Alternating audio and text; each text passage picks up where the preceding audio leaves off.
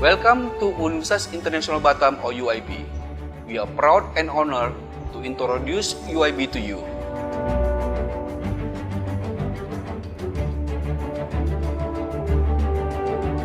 Established in year 2000, UIB is a newly private university, but it has tremendous potential.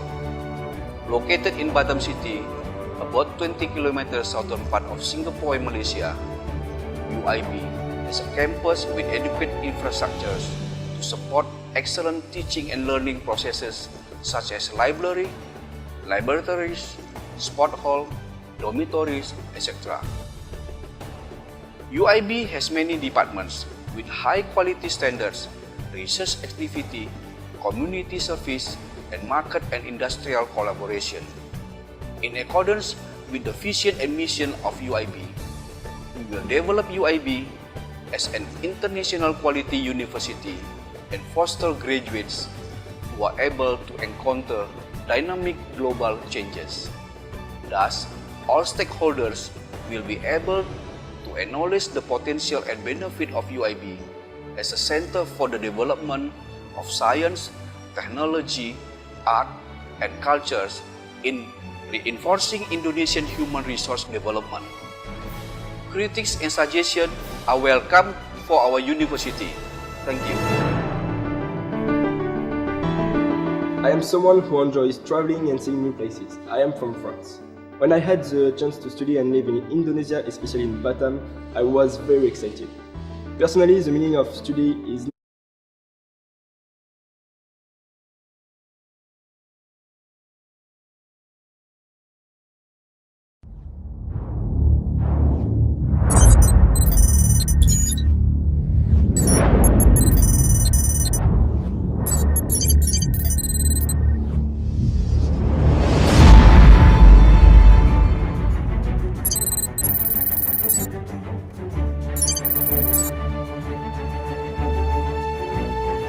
Welcome to Universitas International Batam or UIB. We are proud and honored to introduce UIB to you.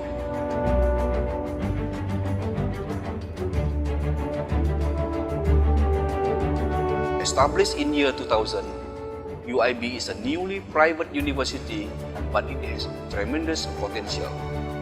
Located in Batam City, about 20 kilometers southern part of Singapore, Malaysia, UIB is a campus with adequate infrastructures to support excellent teaching and learning processes such as library, laboratories, sport hall, dormitories, etc.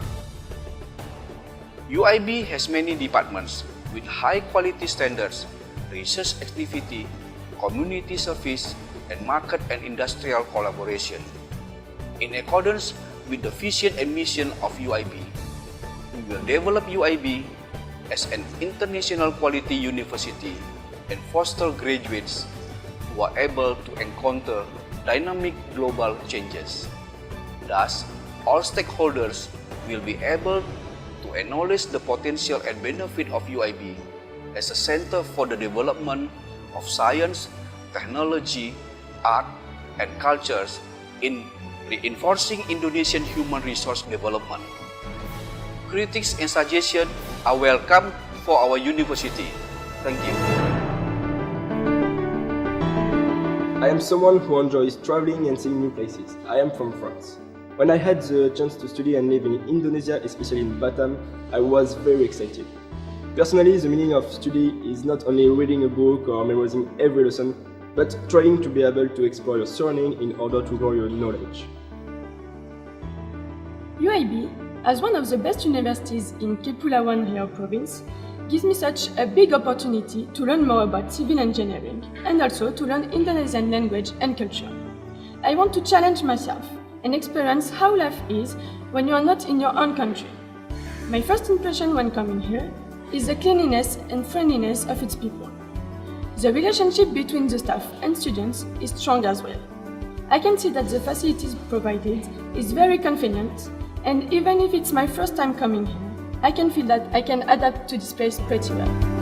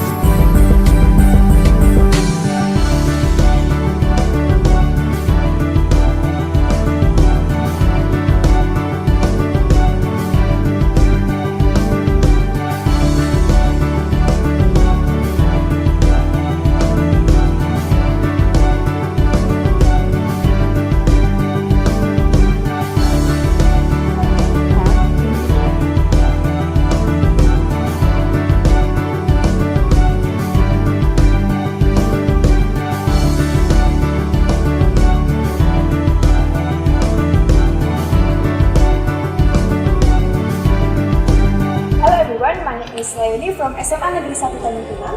I'm very grateful to get a chance to continue my study in a university with a great quality such as UIB. UIB expands my horizon and gives me a chance to study abroad.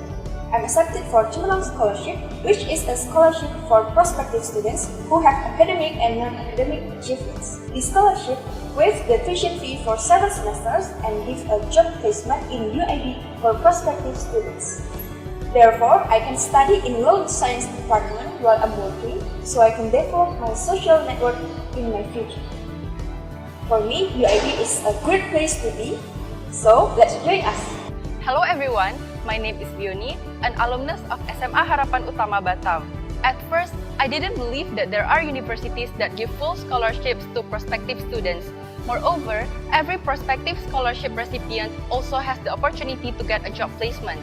Of course, my doubt went away after I applied and got accepted at UIB with a major in accounting. I got awarded with Cemerlang Scholarship, which is a scholarship for prospective students who have academic or non-academic achievements. This scholarship waived my tuition for 7 semesters and gave me the opportunity to work at the same time. Therefore, now I can study while working in UIB. This experience is certainly valuable and gives me more networking opportunities in the future. So, let's join us for a better future.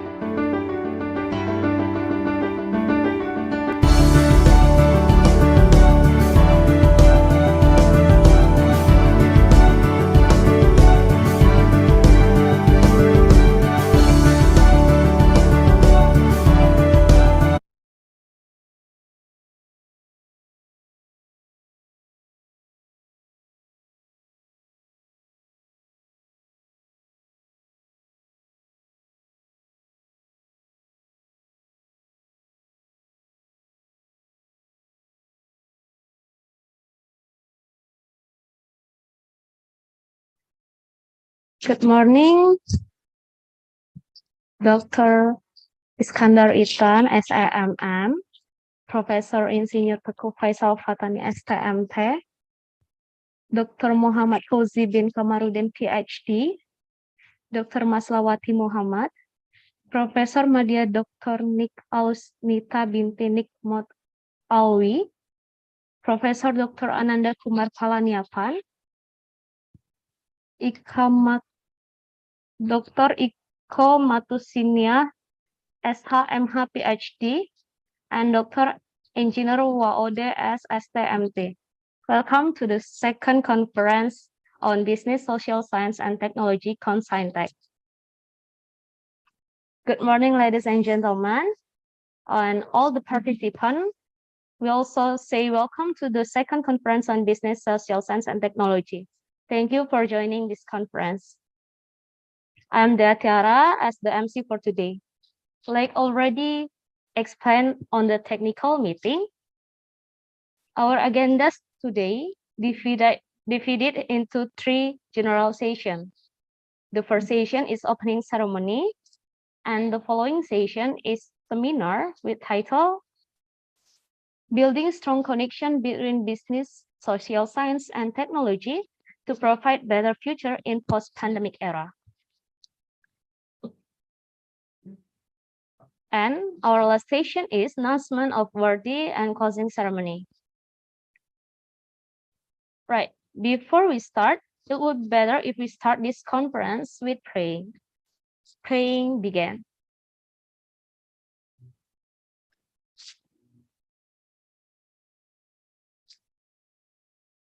Finish. Ladies and gentlemen, without further ado, we are now going to listen to welcoming remarks delivered by the Chancellor of Universitas International Batam. Please help me welcome Dr. Iskandar Itan, SIMM.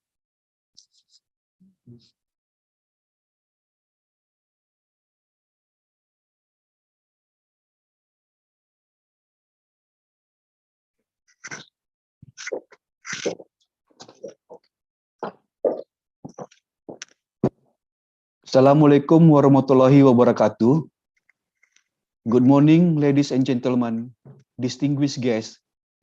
Thank you to each of every one of you for being here today.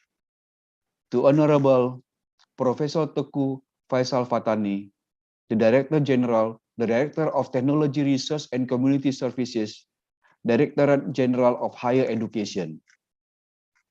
All partner universities and the keynote speakers, Dr. Muhammad Fauzi bin Kamarudin, University Technical Malaysia, Malacca, Dr. Maslawati Muhammad, University Kebangsaan Malaysia, Dr. Nik Alisnita binti Nik Muhammad Alwi, University Malaysia Pahang, Profesor Ananda Kumar Palanyapan, Tunku Abdul Rahman University College Malaysia, Dr. Ikomatuso Nia, Universitas Sultan Ageng Tirtayasa, Dr. Waode Sumartini, Universitas Internasional Batam. All guests, lecturers, students, participants, as well as other parties whom we cannot mention one by one. First and foremost, let us give thanks to God Almighty for His blessing and that we are able to attend the second conference on business, social science, and technology, or we call it the second CoNeScINTech 2022, and share our insight to learn from each other. On behalf of Universitas Internasional Batam, I would like to extend a warm welcome to all the invited guests, keynote speakers, chair session, moderator, and all presenters and participants of the second CoNeScINTech 2022. The second CoNeScINTech 2022 is hosted by Universitas Internasional Batam, and this is made possible by the support of our partner, namely University Tengku, University Technical Malaysia, Malacca, University Kebangsaan Malaysia, University Malaysia Pahang, Tunku Abdul Rahman University College Malaysia, Institute of Technology of Cambodia, and also our partner from Indonesia, Universitas Batam, Universitas Putra Batam, UPN Veteran East Java, Universitas Islam Sultan Agung, Universitas Jember, Universitas Sultan Ageng Tirtayasa, Universitas Muhammadiyah Metro Lampung, and Universitas Islam Riau, as well as other universities who are participating by sending presenters and participants. This conference aims to provide an opportunity for lecturers and students in the field of management, business, engineering, and social science to present their research paper to a wider audience and learn from the expertise of other participants. To expand the reach and impact of this program, we hope to continue to hold the conference on business, social science, and technology every year and make it an annual agenda of Universitas Internasional Batam. The second CoNeScINTech 2022 will consist of two sessions. The first session is a seminar entitled Building Strong Connection Between Business, Social Science, and Technology to Provide Better Future in Post-Pandemic Era. It will begin with an opening speech from the Director General of Higher Education, represented by the Director of Technology Research and Community Services, Professor Teku Faisal Fatani, followed by a plenary sessions where participants will hear from keynote speakers from various universities. The second session will be a forum for 77 presenters to present and disseminate their research paper. This session is divided into 9 parallel sessions. The committee has also prepared various awards to recognize the achievement of the leading presenters, including Best Student Paper, Best Student Presenter, and Best Poster. Lastly, I would like to extend our gratitude to everyone who has invested their time and effort to support and participate in the second CoNeScINTech 2022, especially to the committee, keynote speakers, presenters, reviewers, chair session, moderator, participants, as well as other parties whom we cannot mention one by one. We do hope that you will benefit from the knowledge shared in this conference. And this program will continue to strengthen Universitas International Batam collaboration with all parties involved. We hope that our effort will contribute toward the advancement of education in our communities and increase social welfare for the people around us. Thank you. Thank you, Mr. Ethan, for the welcoming remarks. Dear ladies and gentlemen, now we are going to listen to the opening keynote speech that delivered by Director of Technology Research and Community Service, Directorate General of Dikti-Ristek Kemendikbudristek, Profesor Insinyur Teguh Faisal Fatani ST, MT, PhD, IPU ASEAN Engineer. Please welcome Professor Engineer Teguh Faisal Fatani ST, MT, PhD, IPU ASEAN Engineer. Thank you. Assalamualaikum warahmatullahi wabarakatuh. Good morning, very good day to all of the participants. The Honorable Rector of Universitas International Batam, the Vice Rectors and the Dean, the Head of Research and Community Services LPPM, Universitas International Batam, the representative from the University Technical Malaysia in Melaka, University Kebangsaan Malaysia, University Malaysia Pahang, Tunku Abdul Rahman College of Malaysia, Institute of Technology Cambodia, Burapa University International College, and the co-host universities in Indonesia that I cannot mention one by one. All of the invited speakers, distinguished guests, ladies and gentlemen. On behalf of the Minister of Education, Culture, Research and Technology, and also on behalf of the Director General of Higher Education, Research and Technology, I would like to express our highest appreciation to the Universitas International Batam and all partner universities for organizing the second conference in Business, Social Sciences and Technology. And I would like to warmly welcome and congratulate invited professors, all speakers from Indonesia and abroad, and also for all of the conference participants.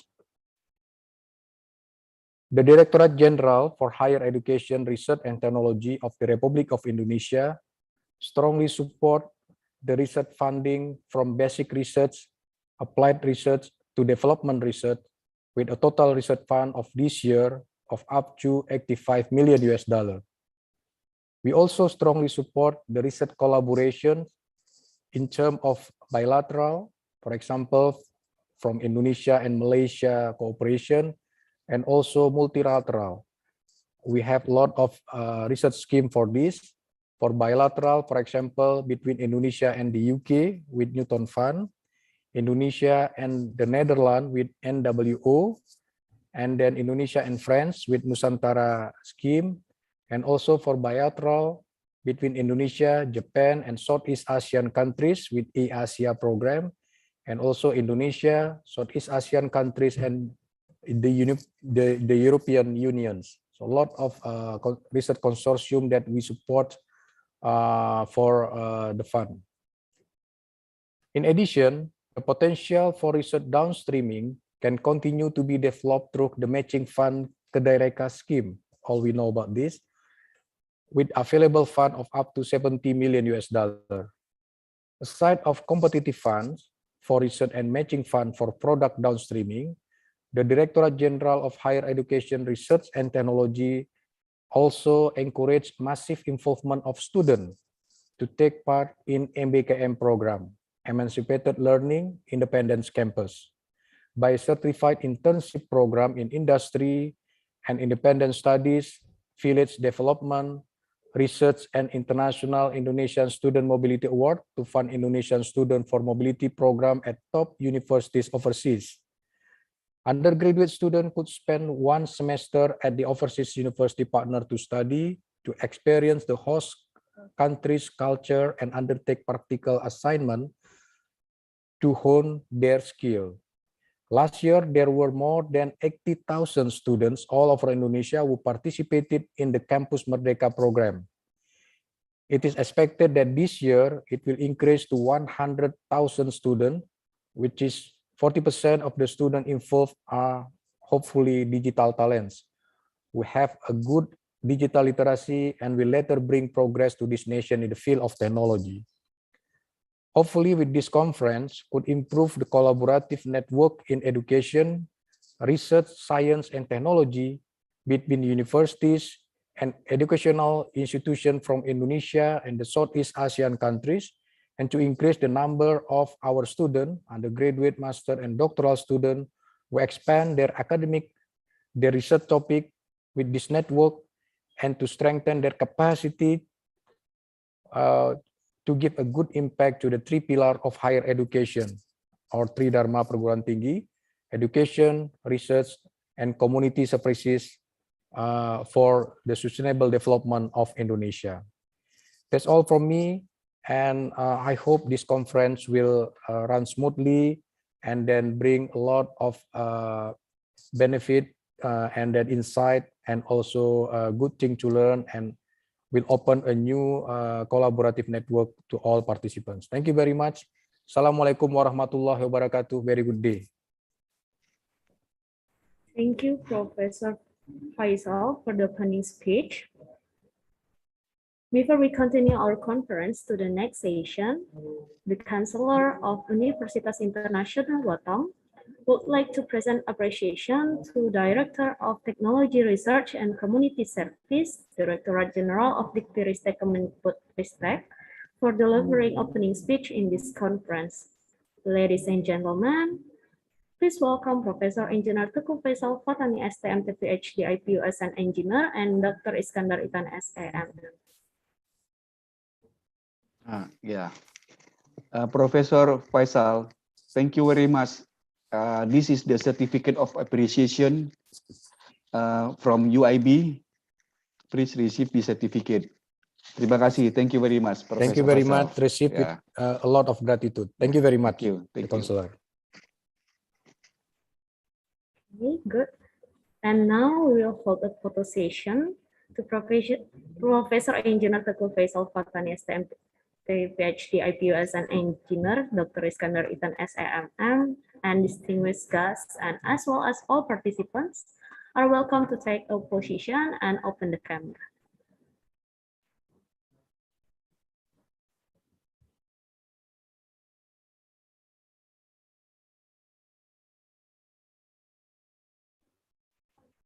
Ready? 1, 2, 3.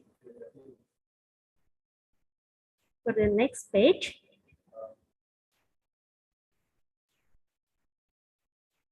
one, two, three.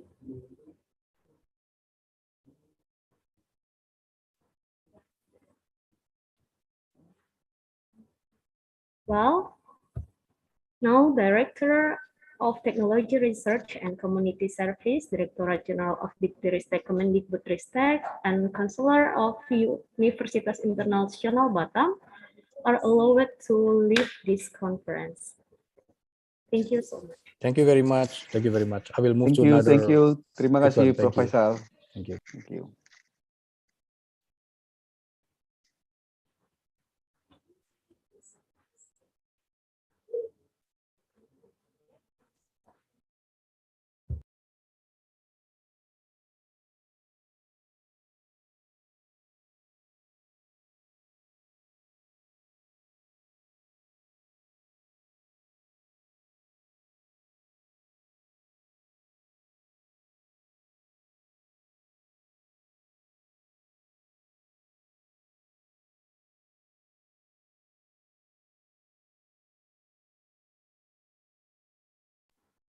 Our next session will start on 8:35. So all attendants can have a break a while. Thank you.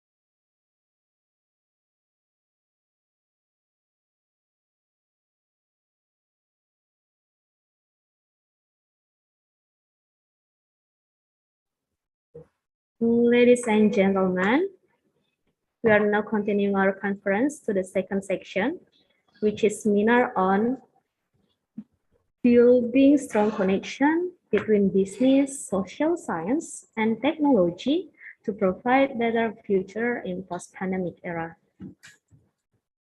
Before we start, I would like to introduce our moderator on this session. Please welcome Mr. Hilarius Raditya Priyambada Purba SPD MPD from Universitas Internasional Batam, Indonesia. Mr. Raditya will organize and lead us to make the seminar run well. For Mr. Raditya, please open the session. Okay, can you hear me well? Yes. Okay, so thank you, Miss Dea, for introducing me. I will start. Good morning, everyone, to all of you who are here with us today, and then to the participant in Zoom or in the other platform. Good morning, good afternoon, and good evening if you are from the different time zones. I hope every one of us here and from your respective places are good and sound and happy and healthy well. My name is Raditya and I will be your moderator for today's conference. Today's session is very special because we have several guest speakers from their respective countries and regions across Indonesia and Malaysia. And because this is the second CoNeScINTech conference on business, social science, and technology 2022, and the committee who has been working very hard to prepare this conference today. Today is also special since this conference is conducted in full English, so that hopefully we can reach out to other viewers from worldwide. Now, ladies and gentlemen, I will introduce you to the honorable speakers of today's conference, our special guest speaker. They are Dr. Muhammad Fauzi bin Kamarudin, PhD, from University Technical, Malaysia, Dr. Maslawati Muhammad, from National University of Malaysia, and then the third one, we have Professor Madya, Dr. Nik Alusnita binti Nik Muhammad Alwi, Associate Professor, University Malaysia, Pahang, Malaysia. The fourth one, we have Professor Dr. Ananda Kumar Palaniapan from Tunku Abdul Rahman University College, Malaysia. And then we have Miss Komatusuniah SHMH PhD from Universitas Sultan Ageng Tirtayasa, Indonesia.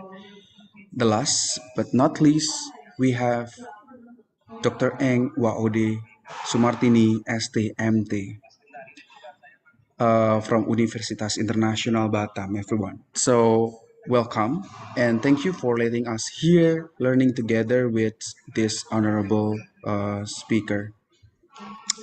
Today's theme is building strong connection between business, social sciences, and technology to provide a better future in post-pandemic era.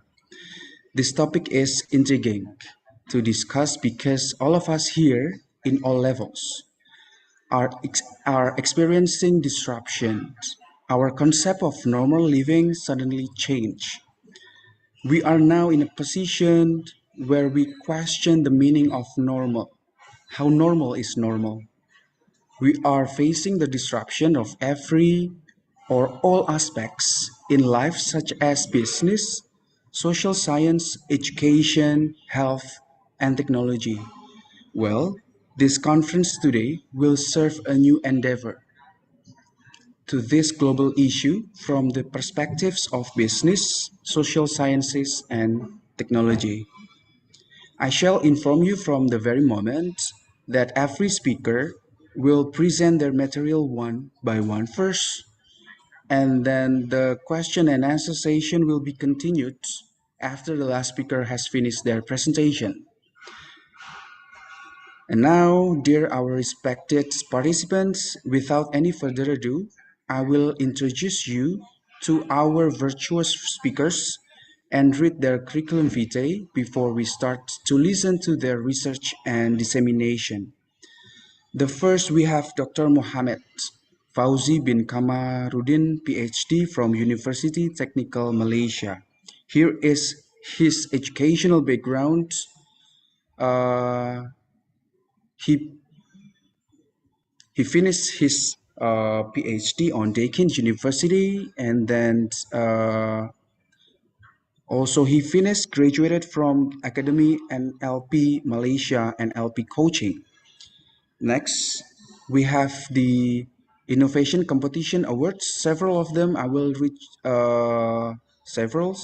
The first one is Silver Medal of the MOOC for Critical and Creative Thinking course, Carnival UTMEX 2017.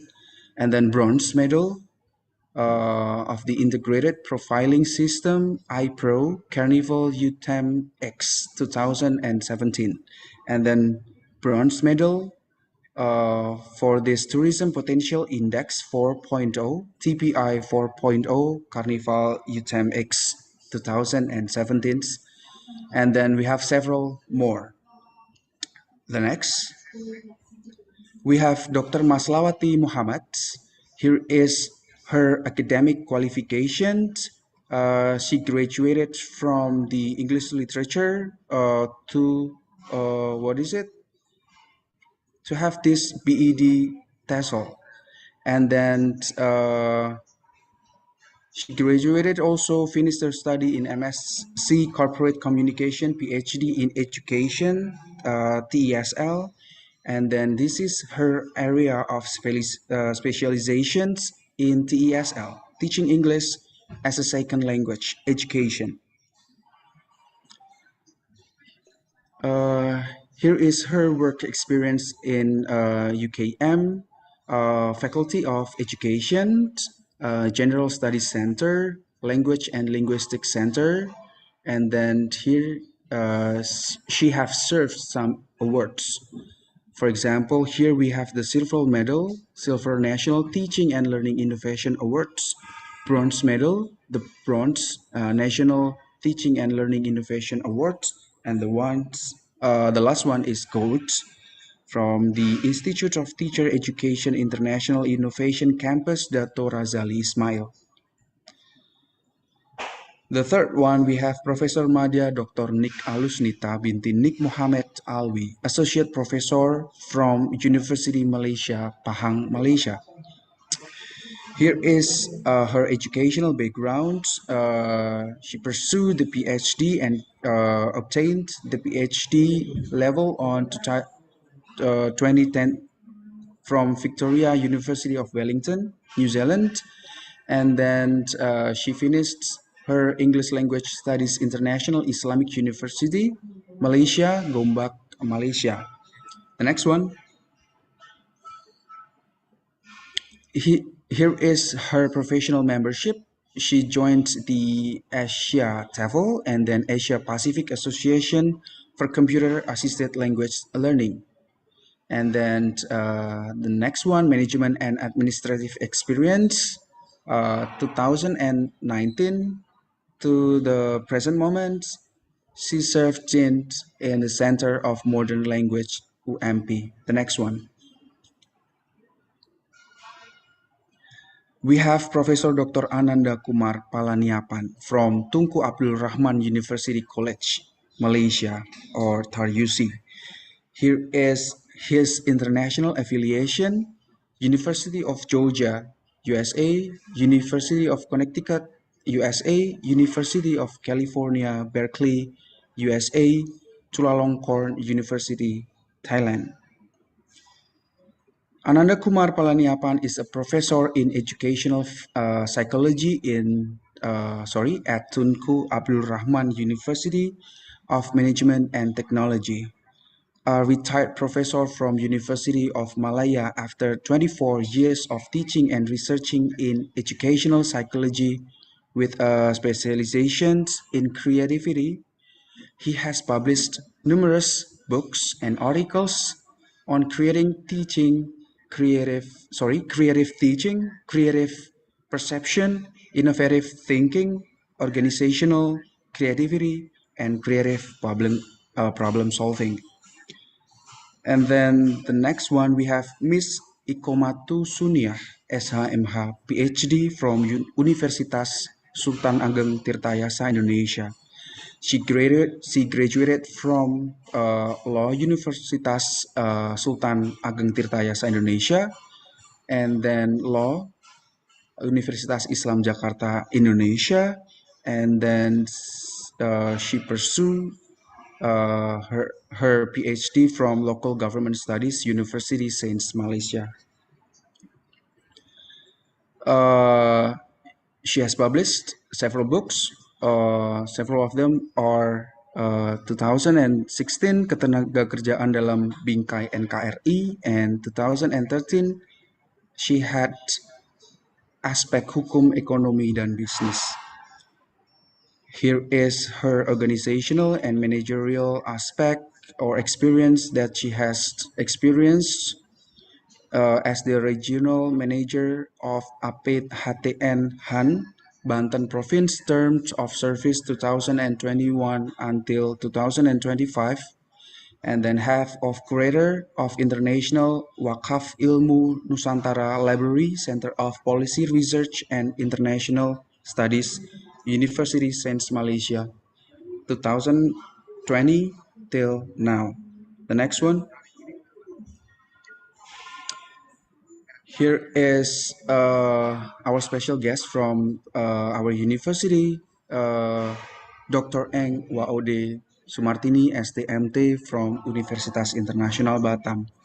Her educational background, she pursued her Doctor of Civil Engineering from Kyushu University, Japan, and then from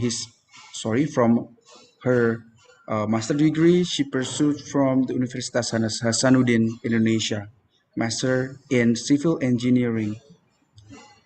And then, without any further ado, I think I have read all of the curriculum vitae.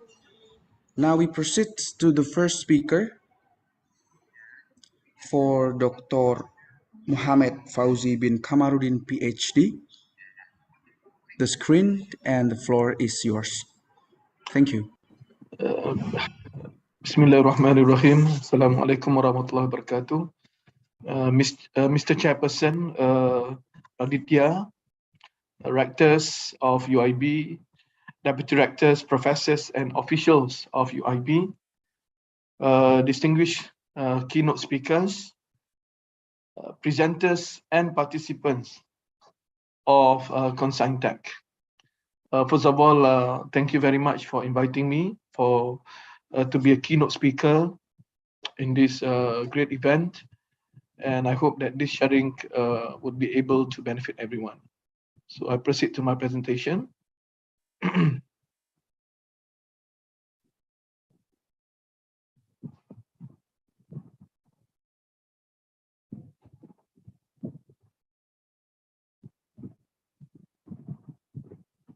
Okay, I hope everyone can see my slide. Okay, the title, can you guys see my slide? Yes. Okay, inshallah, in these 15 minutes, I'm going to talk a little bit about humanizing research for sustainable impact. Is a conceptual paper. Basically, I am from University Technical Malaysia, Melaka. If you've been to Melaka, this is basically my campus, and you are all welcome to come by to Melaka. It's actually about 1.5 hours drive at the southern tip of Kuala Lumpur. So basically, the outline of my paper is a little bit about the world today, in which I think Raditya has actually provided us a glimpse of the world today. And then I'm going to talk about the need for sustainable research impact, and then the conceptual part of humanizing, and I'm going to share with you the case study of the chili padi picking robot, and then perhaps a way forward for us all. Now, I'm sure everyone knows that we are all living in a strange new world, a world of globalization, where funding is declining all the time. We live in the world of neoliberalism, whereby people question where the money goes to, whether and the public funding. We live in the world of market demands, whereby whatever that we do, and that goes into research as well, it will be questioned, and people will ask, why do we need this and that? We are also living in the world of digital technology, and also in the world of globalization. Everyone can fly. Uh, close. The world has become a smaller place. Yeah, and especially in the gig economy, there are many things that can be done by the tip of your finger using digital technology. As researchers and academics, no matter what we do, SDG is very important in many countries right now.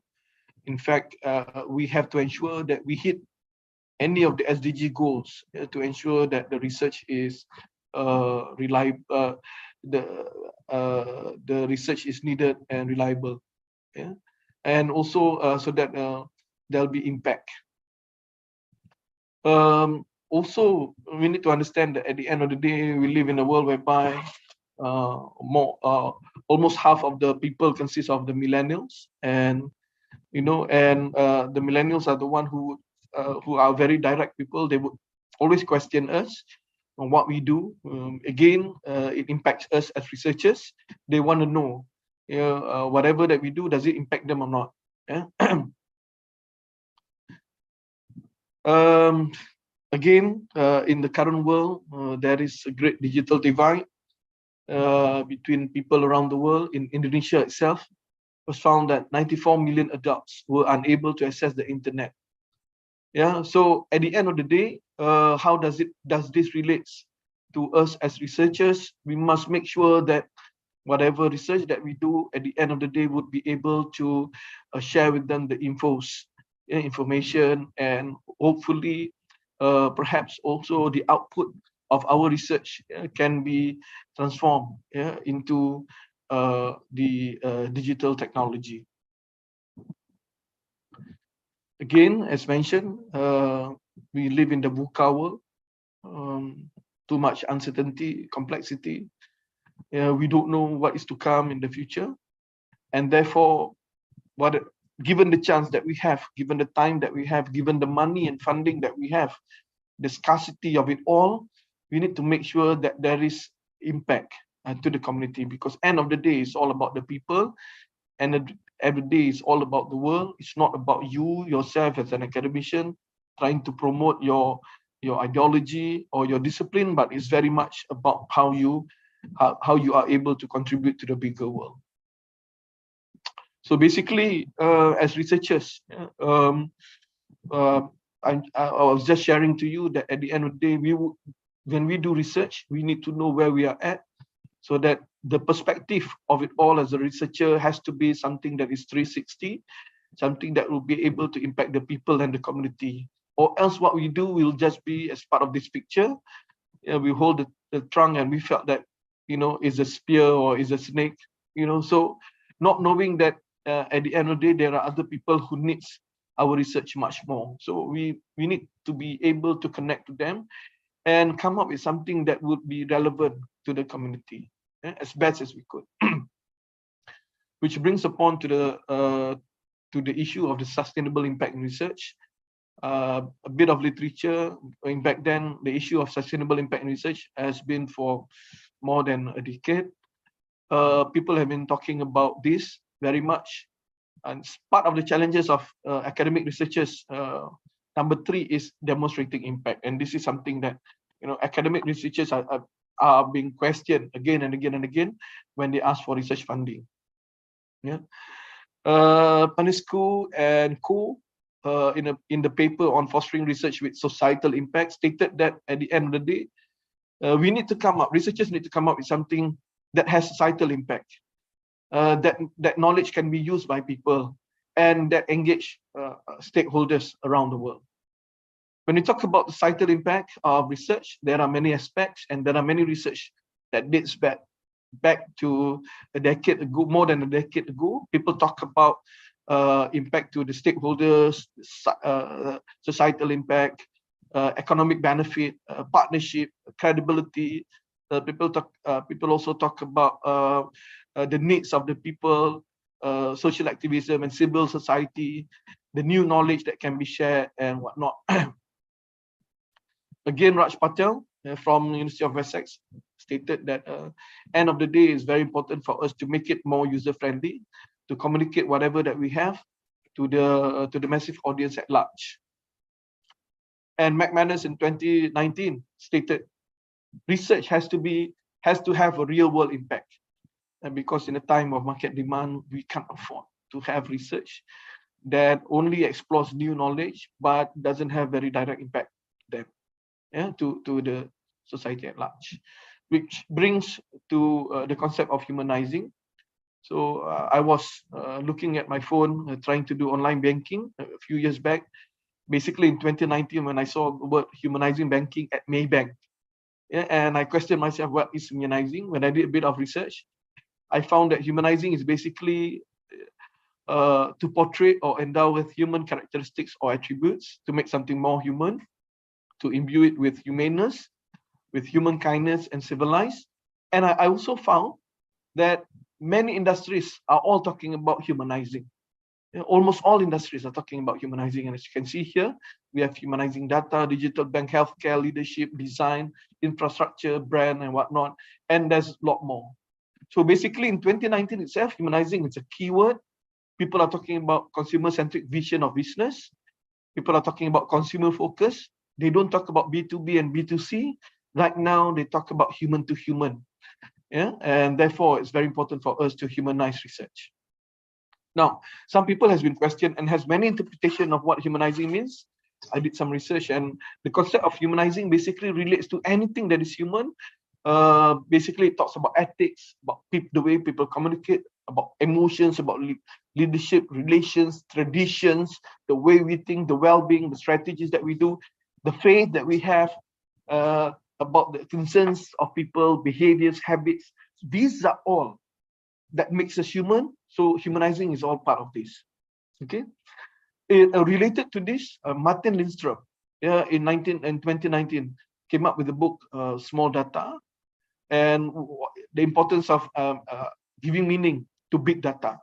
According to him, basically what he's saying is people talks about big data, but they do not relate to the smaller data. And what is small data? Small data is the humanizing part of it, in which he stated that the risk is being exclusively driven by big data is the loss of depth, relevance, and understanding of evolutionary logic, the loss of culture, humanity, and of life. So basically what he's saying, although we talk about big data, what is more important is for us to relate it to the community and to the people, and to humanize the big data. So basically when you talk about humanizing research, based on the literature, it means that humanizing research relies on the ability to navigate, coexist, or adhere to the socio-political beliefs, needs, practices, aspirations, research ecosystem involving industry players, societies, government, academics, natural environmentalists, NGOs, and digital technology players. So basically, this is what humanizing research means. Now, to those who are familiar with design thinking, the aspect of humanizing is in the very initial part of design thinking, which is in the empathy. And then it also very much relates to the Maslow's hierarchy of needs. Now I'm going straight to the case study of the small chili picking robot, chili padi picking robot. So small chili picking robot. Basically, I was involved in this research. I'm from UTM, which is a technical university. So we were discussing this concept of coming up with this small chili picking robot, and I was approached by the engineers, and they asked me, was there a way for them to make it more relevant to the community? And I was involved in the making of this and to humanize this research. So basically, this is what the concept of the small chili picking robot looks like. It's basically building a robot whereby it's able to pick the small chilies. It's just a simple robot, a lot of technical knowledge involved. Yeah, but at the end of the day, they wanted to humanize this, and that was where I came in. And so what I need to do is I need to find out from those entrepreneurs what's their big why in terms of buying this chili padi picking robot. So basically, we did interviews, we did face-to-face and also group discussion. And it's very interesting when you talk about humanizing. There are many layers of thinking that a human has that is very important for innovators and for researchers to know, so that at the end of the day, our product will be able to relate to them. And basically, what we found out is, there are 5 main themes. We talk about the mindset of the people, the chili farm, harvesting process, the human resource, and the mechanical issue. And the implications, basically, if I could summarize it all, so basically, end of the day, the chili farmers are all very much concerned about the money. So they will ask question, end of the day, do we need to invest a lot of money? We are not big investors. We are just small part-timers. So we don't have much money. So I'm informing my fellow researchers, this is the first issue that you need to look at. Number 2, they're very much concerned with the environment. Number 3, they're very much concerned with in terms of the security of the robot. Sometimes we forget this. Engineers, they come up with new things. They forgot to know that these people, when they buy this new gadget, they need to store it in a safe place, and we don't have this for them. And at the end of the day, just because of that, they don't want to buy whatever innovations that we have. And then number 4, when we talk about this, the human aspect is they are always very much they always talk about the belongingness. They say that would there be a way that we can come up with a group for those who purchase these robots, so that they will be able to interact and they will feel special by the small investment. And also at the end of the day, I think the picture that I have of there is about is about the mindset of the chili farmers. The mindset is something that we need to look at. For example, from my interviews, we found that there are small investors, there are part-timers. When they talk about harvesting, they know that if they were to plant about 1,000 small chili plants, they know that they would only be able to harvest about 70%. So all in, cost all in. So that is what they made, and they wouldn't want to invest more. So these are the findings that we have. That basically, what I did was I share it to my researchers, and we are in the process of humanizing the chili padi robot based on the needs of the people, based on the needs of the chili padi, so that at the end of the day, our research would be able to have impact to them. So basically, what I'm trying to show you in this small, simple case study is that, when we do researches, when we do new inventions or innovations, we have to approach the people. We have, and bear in mind, when you talk about humanizing, it's not about understanding the market, the customers or market, but it's very much on understanding them as human, because as human, there are layers and layers of concerns that we need to understand, and this can be incorporated at the end product of whatever that we're doing. I think that is all my short presentation. I pass it back to the chairperson. Thank you very much. Thank you very much, Dr. Muhammad Fauzi bin Kamarudin, PhD, for having us known about humanizing research. We proceed to the next speaker, Dr. Maslawati Muhammad from National University of Malaysia. For Dr. Maslawati, the time and screen is yours.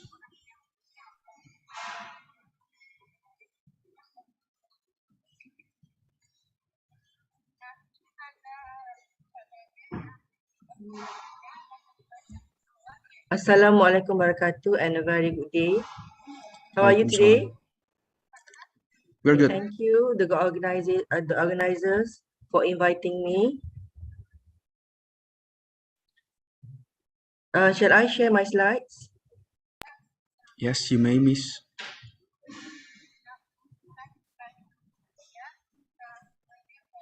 Can you see my slides? Yeah, it's clear.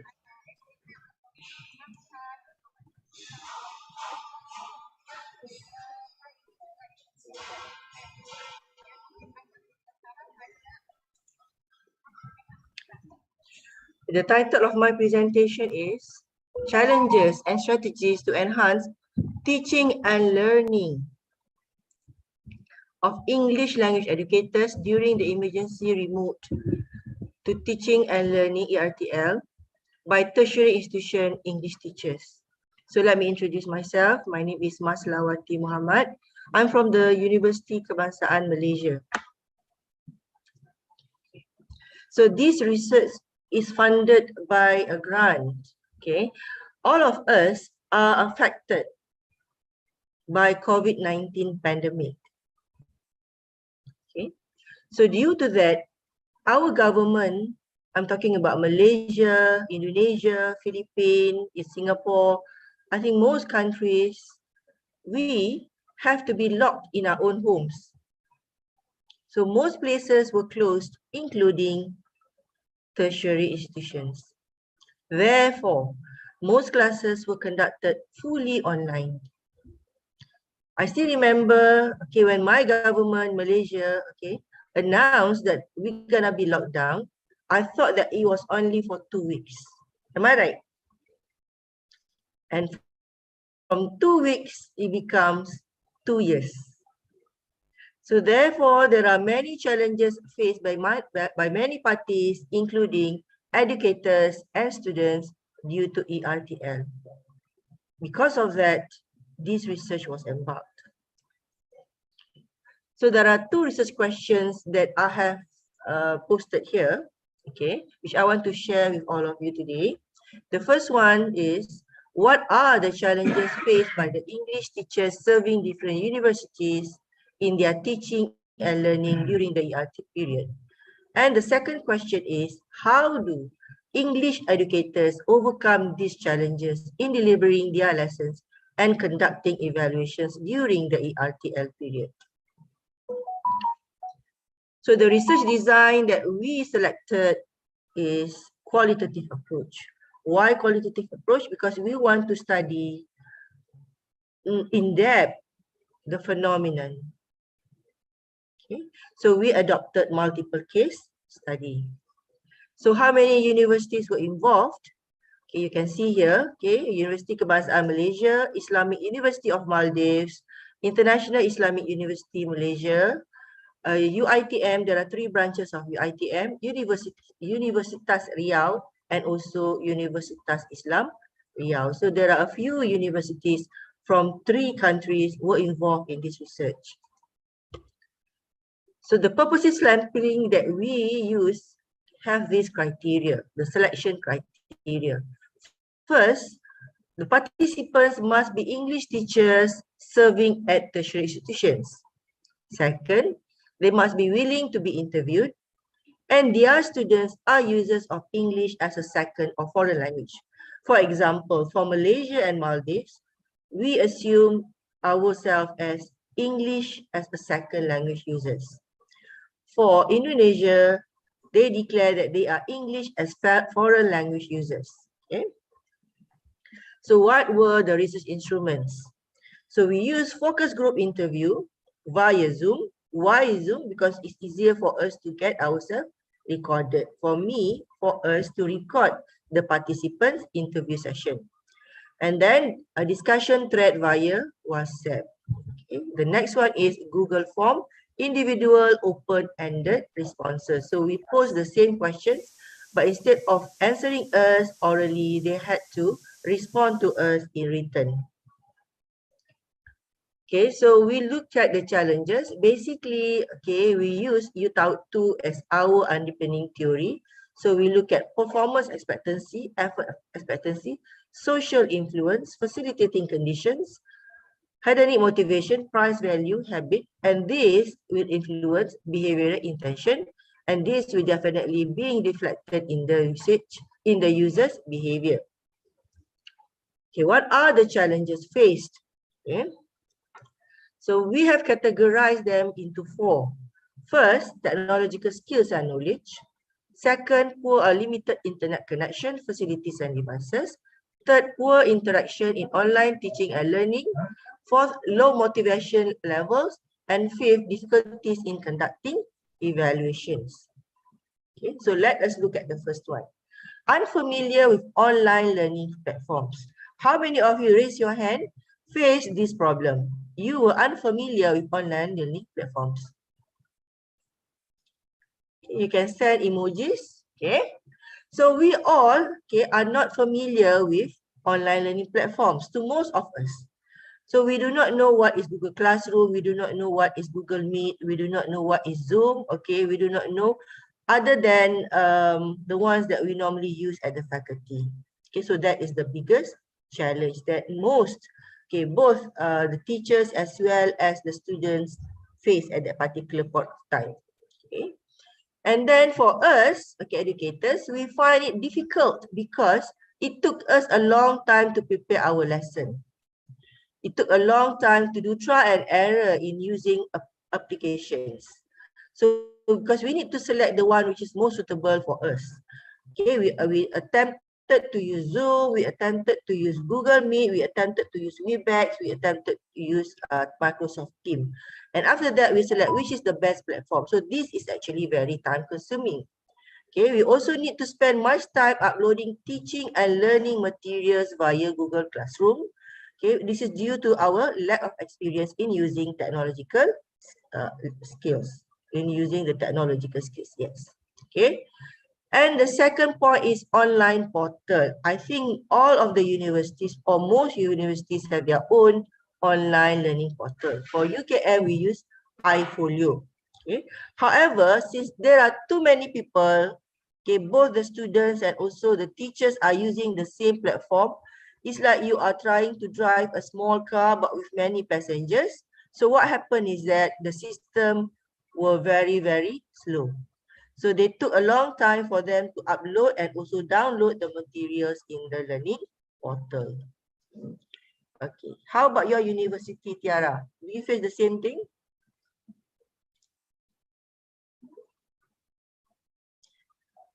Okay, so the next challenge is internet facilities and devices accessibility. To some of us who live in the city area, internet is a privilege. However, to those students who live in the suburban and also rural areas, they have limited internet connection. So the internet data was very, very slow. And then the data that we have to share with a few people in the house. Meaning that if there are 4 people in the house, you have to share among the 4 people. And in most houses, we have to share among like 6 people because generally, okay, father, mother, and 4 children. And the next problem is no devices or insufficient devices. Some of the lecturers don't even have laptops. Some, they don't have microphones. Some, they do not have enough laptops because they have to share the laptop with the children and even with the husband. So due to this, okay, some of us face what we call as glitches, okay, in carrying out classes, okay, due to all these problems or all these challenges. Okay, so these are some of the responses given by the participants. Okay, the next one is poor learning interaction among the students. So the students need to stay at home. So it's very difficult for them to contact each other. Okay, some of the students say lack or almost no interaction. And some of the students, they feel very, very shy when the teacher asks them to ask questions and they are not willing to answer in the chat box as well. Okay, so another problem is students' reluctance to speak on the screen because when we use Zoom, okay, it will focus on our face. Am I right? So for some students, they feel that they have pimples here and there, scars. So they feel shy to interact. They feel shy to share the video with their classmates. And the same goes with teacher and students. So it's quite difficult for the students to contact the teacher and vice versa. And for the teacher as well, it's quite difficult to give feedback. The teacher do not know sometimes whether the students are in front of them. Okay, so besides giving responses via online, sometimes the students have difficulty in using the laptop because they do not have internet access at home. Okay, so the next one is pupil shyness and passiveness. Okay, so the students are shy to show themselves. that happens to most of you, and the rest will switch off their videos. Okay, so the teachers feel that the students are shy, and when the teacher asks questions, there are hardly any responses. Okay, so these are some of the challenges. Okay, now teachers as well, okay, due to COVID-19, okay, they are too tired. They had to work long hours because at night, we had to WhatsApp the students, we have to answer the students via Telegram, okay? And then we had to use too much energy because some of the students said, we cannot have classes during daytime because we have to share the laptop with our siblings. Can we have it in the evening? So it's a long stretch of working hours. So as teachers, we could not demonstrate in many ways, especially the ones which need to do with activities, okay? Not knowing what to do due to COVID-19. So again, some of the teachers, they are stunned. What should I do? What is next? Okay, and then it consumes much money to purchase the devices. Okay, some teachers need to purchase new laptop, new phone, purchase a few other laptops for the children, for example. So this involves a lot of money. So it demotivates them. Okay, difficulties in conducting evaluations. So for example, UITM, okay, in Malaysia, the headquarters is in Kuala Lumpur, is in Shah Alam, okay. However, the branches are all over Malaysia.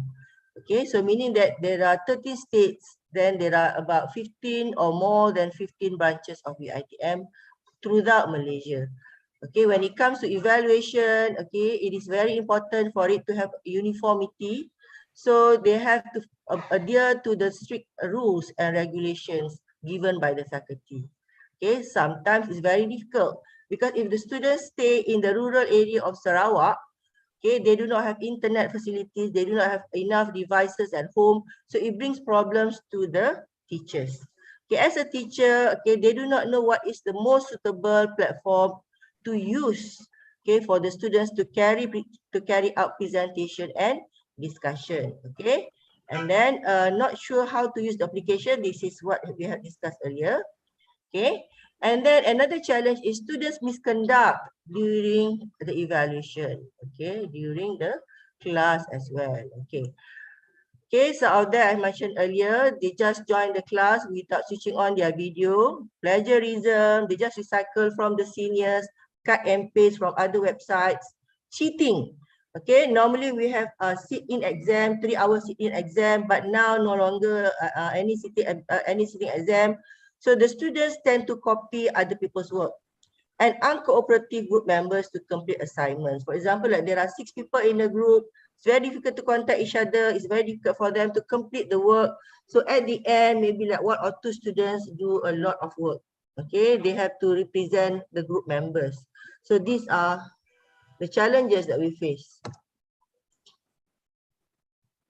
Wait, yeah. I do not know, it doesn't move. I need to, can you see? Okay. So this is one of the responses. Okay. And let us look at the strategies. So I think most of us face almost the same challenges. Am I right? So let us look through the strategies so that, okay, by giving you or by sharing with you the strategies, we could adapt these strategies at our own classroom. Okay, for example, seeking help from from our colleagues. Okay, you can see that some of our colleagues are good in terms of technological knowledge. So we can have like small circle whereby they share on how to use Google Meet, on how to use Zoom, on how to use Microsoft Teams, what are the features which are needed. And of course, we also learn from videos such as YouTube, TikTok, okay, and online lessons or online courses, for example, like MOOC and also Coursera.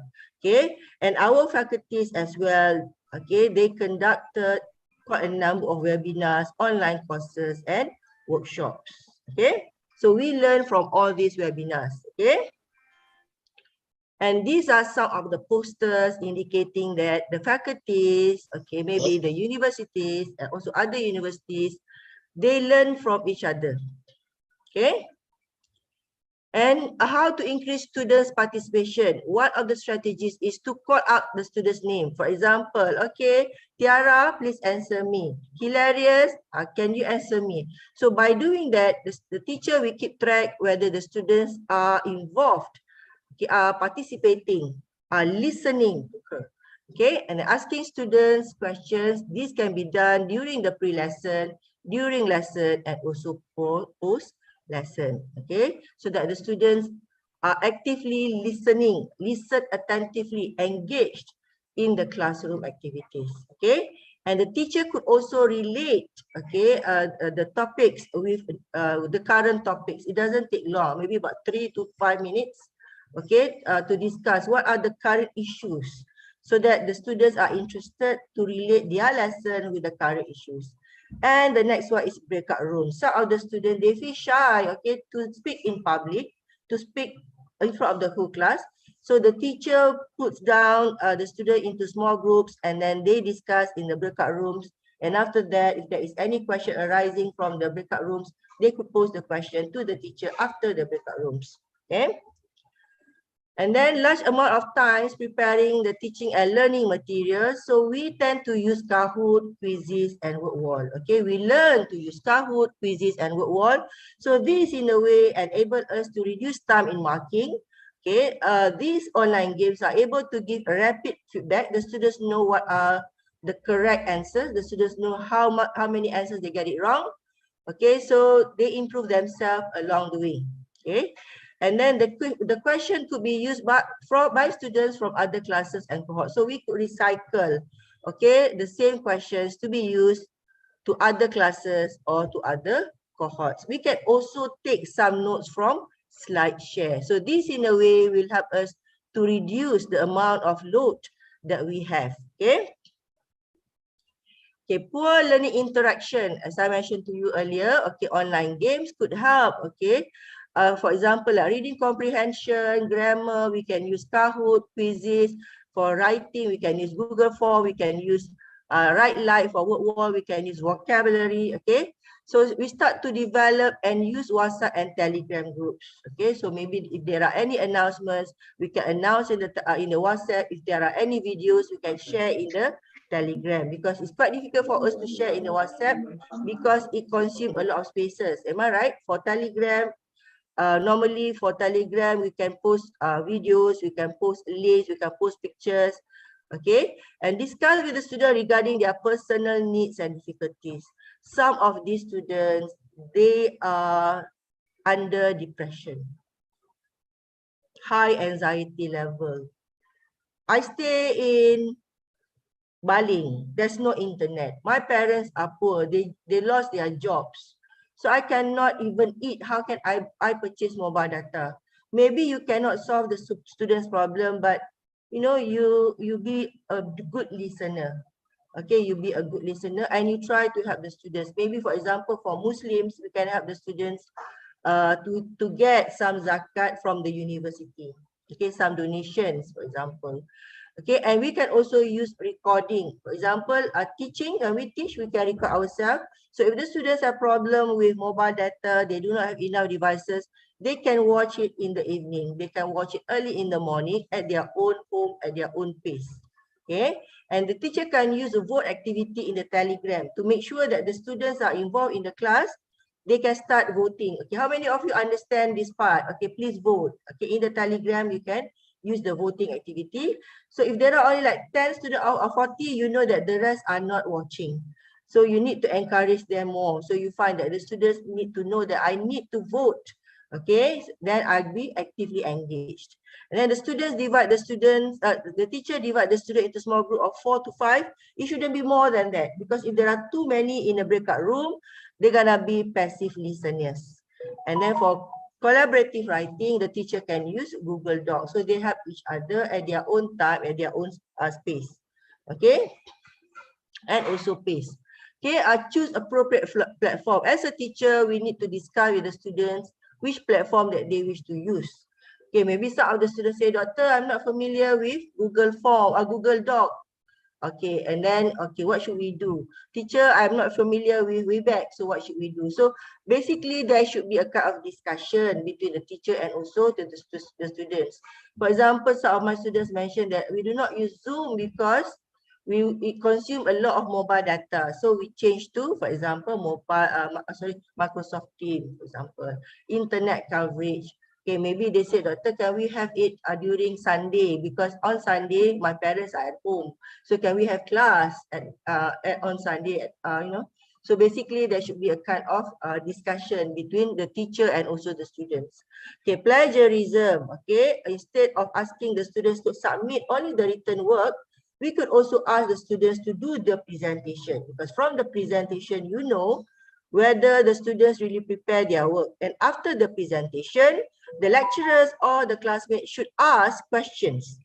Okay, you need to, in a way, make it compulsory for the students to ask questions so that they know if their friends ask questions, they need to prepare. If the lecturer asks questions, they need to know how to answer the question. So therefore, they cannot produce a copy-paste work.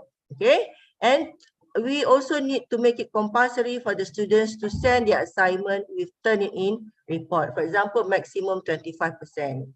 Okay, and then cheating in the exam, so maybe instead of giving written exam, we could also use oral exam. We interview the students. Okay, the students need to prepare, but we interview the students. Maybe for individual interview session or individual oral exam is very time demanding. Maybe we can have like group discussion. And we can also adopt continuous assessment. For example, e-portfolio, project work, online quiz. Okay, maybe we could ask the students, do you want to do your work in a group of 5 or do you want to do it individually? Because some students, they feel very stressed because they say, doctor, the whole lot of them put all the assignments on me. So I am the group leader. I'm also doing all the work. So they are not happy. Can I do it alone? Or some students, they cannot cope working with others. They prefer to do it on their own, okay, with their own time. Okay, so you try to be flexible as teachers. And then passive students, maybe you can have like sing a lot activities, online games, wheel of names for turn-taking strategies, and also ask other students to call their own friend. Instead of you asking, instead of you calling your own student, maybe you can ask other students to call their friends. Okay, and another one is inform the rules and regulation. For example, everyone please switch on your video while you do your presentation. So another one is you need to ask the teacher permission before leaving the screen. The next one, the student need to be punctual. If the students are late, okay, the teacher will not admit the students into the group. Okay, and then when the teacher posts important questions, all the students need to respond in the chat box, because not all the students have the opportunity to answer you verbally, but at least they must answer in the chat box. So these are some of the rules and regulations that we could use in our own classroom. And evaluation, as I mentioned to you, instead of giving them a written exam, we can change to oral exam. And then give questions that allow the students to discuss among themselves. Because if you give them in exam, they still discuss among themselves. So might as well you give questions that allow the students to discuss among themselves. And the type of question that you normally give is high order thinking question, application type questions. Okay, and then we also use ongoing assessment to replace final exam, and the students should be allowed to pre-record their presentation, because some students, they mentioned it's quite difficult for them to switch on their video. If they switch on their video, if they present, okay, they're gonna be like internet glitches here and there, so they cannot complete their presentation. So you allow them to do pre-recording, okay, and some of this pre-recording could be posted in a Telegram group, or you can do both. You know, you present in the class and after that you post it in the Telegram group, so that other students who miss the class, they can also watch your pre-record presentation in the Telegram group. Okay, so with that, thank you. Okay, thank you organizers for the opportunity. Okay, for me to give the keynote speech. Thank you. Alhamdulillah. Okay, thank you very much, Dr. Maslawati Muhammad, for giving us the presentation of challenges and strategies to enhance teaching and learning during the pandemic era.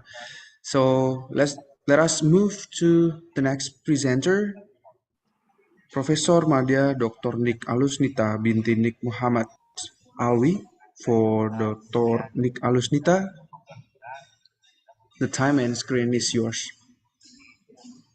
Okay, so Assalamualaikum everyone. Good morning. Waalaikumsalam, good morning. Okay, so have you got my screen there? Yeah, Hang on, give me a. Does it work? yeah. Okay. Oh, yeah, Alright. it works. So thank you, our chairperson, Mr. Hilarious Raditya, rectors, professors, and everyone. Very good morning. So thank you for your invitation for me to share some knowledge during this conference. And it's great to have listened to the talk by our previous speaker, Dr. Muhammad Fauzi, and also Dr. Maslawati. So they have given us very interesting information on their research findings. So I am Nick Alusnita from University of Malaysia, Pahang, and I'm glad to be here today and to share with you on a topic on curriculum innovation in the post-pandemic classroom. So basically, this is not a research base. This is what we are doing in Malaysia, specifically in UMP. Okay, just checking, does the screen work? Yes, miss, it works. Okay. All right, so here is the scope of my talk. Firstly, we will have a quick overview of the states of the world today, giving emphasis on two concepts, which are VUCA and BADI. And we will next look at how these concepts have impacted the higher education institutions worldwide. Okay, and then I'll extract a point from the Malaysia Education Blueprint, Higher Education, 2015-2025, and relate it to its practical use in the current situation, which is during the post-pandemic. Okay, next. So let's look at the state of the world in the 80s. I think all of us here, or many of us here, are familiar with the VUCA concept, right? So basically, the concept was first described in 1985 by economists and professors, the two men, Bennis and others. So since then, this concept actually has been heavily referred to during a leadership training. Okay, but in general, this concept explains how chaotic our world has been and how we have to live and we have to face these challenges in our daily activities. You know, it doesn't matter whether we are handling it in our education system or in our business activities. All right. So if we look at this, it actually describes the conditions of the kind of modern war with asymmetric warfare, jungle or street fighting event. So these conditions is not something a classical of war back then, where we have a lines of armies, right? But this is something like in our mind, but is there, they are there. So this VUCA condition, I'll just go a quick overview of what it is. So V stands for volatility. So when we talk about volatility, it's something like how shares market, you know, how the erratic, where you have spikes in some weeks, even some days. So it's we cannot actually predict. It is very uncertain.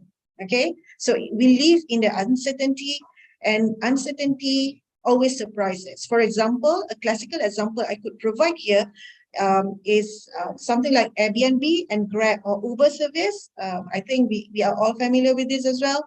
So for Airbnb, they actually innovate the processes in the hotel industry, right? And Grab or Uber, they revolutionize the taxi industry. So by creating some kind of ease, safe booking for us all. So their models, we can look at how this Airbnb and Grab and how these models actually use technology to disrupt this industry. Okay, and then complexity. So we are, no doubt, we are facing with complexity and ambiguity of this, of whatever situations like every day. For example, if you look at complexity, let's look at a cosmetic business. Okay, so in cosmetic business, one product which is seen good in one country. So when you try to, promote or sell to another country, there could be some logistic issues. So it's quite complex and we have to face this. And facing this means the manager has to, has to do something about it. How to manage this complexity. And then ambiguity. Sometimes it's ambiguous. Everything is ambiguous, even though we claim that, well, we have all the information needed, but why can't we still solve this question? So basically, it's the state of the VUCA world, our world today with VUCA conditions. All right. So when we analyze this as this acronym, I believe all economic sectors, the commerce, manufacturing, or even education, we have been struggling to respond to the conditions presented in the VUCA concept, okay, since the mid-80s. All right, now, so we look at this. So then came in COVID-19 in the late 2019, right? So this pandemic actually has become the catalyst for disruptive change. So if you look at the statistics, so this statistics is true as of 25th July, about 2 days ago. So if you look at the statistics, it shows the number of new cases, cumulative death, and vaccine doses received in total throughout the world. And this, just to highlight that these are the reported cases, all right, okay? We might not know, there could be trillions, billions, or more adding to this statistics. But anyway, the point is, we cannot deny, no one can ever deny the strong impact of the pandemic to our lives, where we have been tolerating, adjusting what we are facing, along with the conditions as described within the VUCA concept that I've mentioned earlier on. So, and it appears that the work conditions we are currently facing are actually far more erratic than the VUCA tended to portray, right? So this is particularly true because come in COVID-19, it affects individuals not only socially, but also psychologically. So now we move to a more chaotic world. So with more chaotic world, so the transmission of this single disease has disrupted, as I mentioned, mental health and well-being of many of us in so many different ways. Thus, Casio, he came up with a new framework to understand and try to relate how this current chaotic phase of the world, completely unpredictable and incomprehensible. So he introduced the concept of BUNNY. So it is also an acronym similar to VUCA, but this acronym add in more or try to explain the current situation after the pandemic. Okay, so BUNNY stands for brittle, B. So what does it mean? So when we say brittle, when something is brittle, it is susceptible to sudden or catastrophic failure, something like illusory strength, right? For example, while we are combating the COVID-19 with vaccines and all other safety measures, then came in its variation. We have sub-variations of COVID, right? And then when the world seems to look stronger, as we all have been covered by the vaccine, here comes monkeypox. So quite recently, even the World Health Organization has declared monkeypox as a global emergency after 70 countries reported over 16,000 confirmed cases and 5 deaths recently. So it's brittle. We look strong, but actually it's somewhere there we are weak. Okay, and then we also are we are getting anxious. You know, after COVID-19, when the COVID-19 began, people. A lot of information. Every day we read news, we watch videos on how COVID-19 impacted everyone throughout the world. So since end of this, so we prior to getting the us vaccinated, so everyone was anxious. Even to go out and find a place to breathe the air. We are not sure which area was safe, right? So we are anxious. And then it comes with non-linear and conditions. So when we talk about non-linearity, it's a disconnection or disproportion between cause and effect. Previously, when we analyze a situation, when we know that this is the cause of this, we know the effect. But nowadays, it's very difficult to determine the effect of the cause. Okay, so it is something like the concept of flattening the curve of COVID-19. So this is a war against non-linearity. So it's something like VUCA mentioned, the volatility, the up and down, erratic situation every day that we are facing. We are not sure. We don't know that we cannot see the direct relation between the cause and effect. And finally, when we talk about incomprehensible, so in the world we are living after the pandemic, it's difficult to understand many things, right? And especially when AI or big data intervenes. So yeah, with floods of information or with information overload, we start to question ourselves, we start to try to understand, but when new information comes in, everything is gone, right? So how does actually Barney framework relate to higher education? Now, if we assess the activities at higher education, we can see that the main business often relate to teaching and learning, research, facilities or resources, staff, and of course, students, right? Now, although we perform these activities under the conditions described by VUCA during pre-pandemic, we still, I mean, the higher education institutions have had many great achievements. But when the pandemic came in 2019, everything changed. So although there has been a high growth and adoption in online learning, the sudden hits of this pandemic has forced almost everyone across the globe to stay at home, right? And to fully conduct teaching and learning online. So the transition was not easy, and it has been extremely challenging. We have seen how Dr. Maslawati described what happened and how they managed the situation during the pandemic. So we have been experimenting our teaching and learning approaches and materials to cater to the need of online learning and teaching, which are different from the conventional mode, right? So we measure the achievements of the program outcomes according to the conditions at hand. So no one was sure what will happen in a second or two. So everything was incomprehensible, as we said, back then, especially when the COVID-19 was experienced by the world at large. And now, today, it has been almost 2 years since we have been hit hard by the pandemic. So higher education institutions are beginning to open the doors and ready to welcome international mobility and exchange students, right? As more and more countries open their borders for global adventures. So what will happen to all the modified teaching and learning approaches conducted online by the educators? So we have struggled. We have done a lot of things during the pandemics, but are we resorting to the previous exercise of conventional face-to-face condition since now that we are, moving towards the new normal? Are we going to do that? So the answer would definitely be no by the majority, because no one would want to waste what they have invented for the past 2 years, right? On learning and constructing materials, assessments, which are applicable for the online use. So what are we doing? Now, I will explain a little bit of actually the effort or initiative by the Ministry of Higher Education in Malaysia. So as you can see there, it's, even though we have been facing with a VUCA condition earlier on, so in Malaysia since 2015, the Ministry of Higher Education has established a general grant on the use of technology in teaching and learning.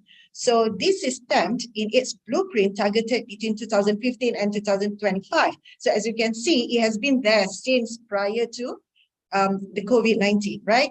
So as you can see, we have been trying to deal with online learning even a few years before 2019. So actually there have been a lot going on since 2015 with regards to the initiatives to support shift number 9. As you can see, I have already put that in circle. So it's globalized online learning. So just a little bit background for you guys. Malaysia, we implement OBE, outcome-based education. So it's predominantly based on constructive alignment, which we put emphasis on learning outcomes, learning and teaching approaches, as well as the assessments, okay? So how do we actually ensure that we achieve all this while we are implementing our online learning especially during the pandemic? So on another note, how best can the ministry facilitate the investments of the instructors and universities in preparing and delivering teaching and learning during the pandemic? So are we going just to stop and let go of everything that we have prepared earlier on? So how do we actually maintain the symbiosis? Okay, so let me zoom in specifically to the university where I am currently serving. So from the map, you can see that's a map of Malaysia. So, and you can see Kuala Lumpur. I think you're all familiar with Kuala Lumpur, the capital city of Malaysia. So our university, University Malaysia Pahang, as the name suggests, we are located in Pahang, the east coast of the Peninsula Malaysia. We are the public funded university established in 2002. So basically this year we are celebrating our 20th anniversary. So one of our campuses is actually located to a very beautiful beach. So do come and visit us sometime, okay? So here I would like to give a specific example on how UMP, how we integrate and use technology, making use of the shift number 9 that I mentioned earlier in our teaching and learning approaches. Okay, so basically our teaching and learning focus, as you can see, looking at the timeline, previously we started off with, I think most of us, we started off with traditional, conventional face-to-face classes, right? So, and then a couple of years later, perhaps in 2018, UMP, we started to respond to the requirement of the blended learning approach by the ministry. So this has made us become more systematic in the implementation of technology. So it's a kind of a wide university-wide effort. So we try, from traditional face-to-face, and then we move to individual initiative, technology adoption, like we do have that globalized online learning framework by the ministry, but we are slowly moving and trying to understand through our individual initiative. But later on, sometime in 2018, the university has a full swing and we move to the blended learning concept, okay? And of course, in 2020, so as the pandemic hit, the ministry then launched a guide on implementing what they term as substitute blended learning. So basically, we adopt SBL as it involves amplification of technologies and it supports the diversification of technology use. So I'm going to share with you how we manage or how we do this SBL, okay? So what is SBL? What is substitute blended learning? So previously, as I mentioned, yes, we have embarked on the use of technology, but it is not really a university-wide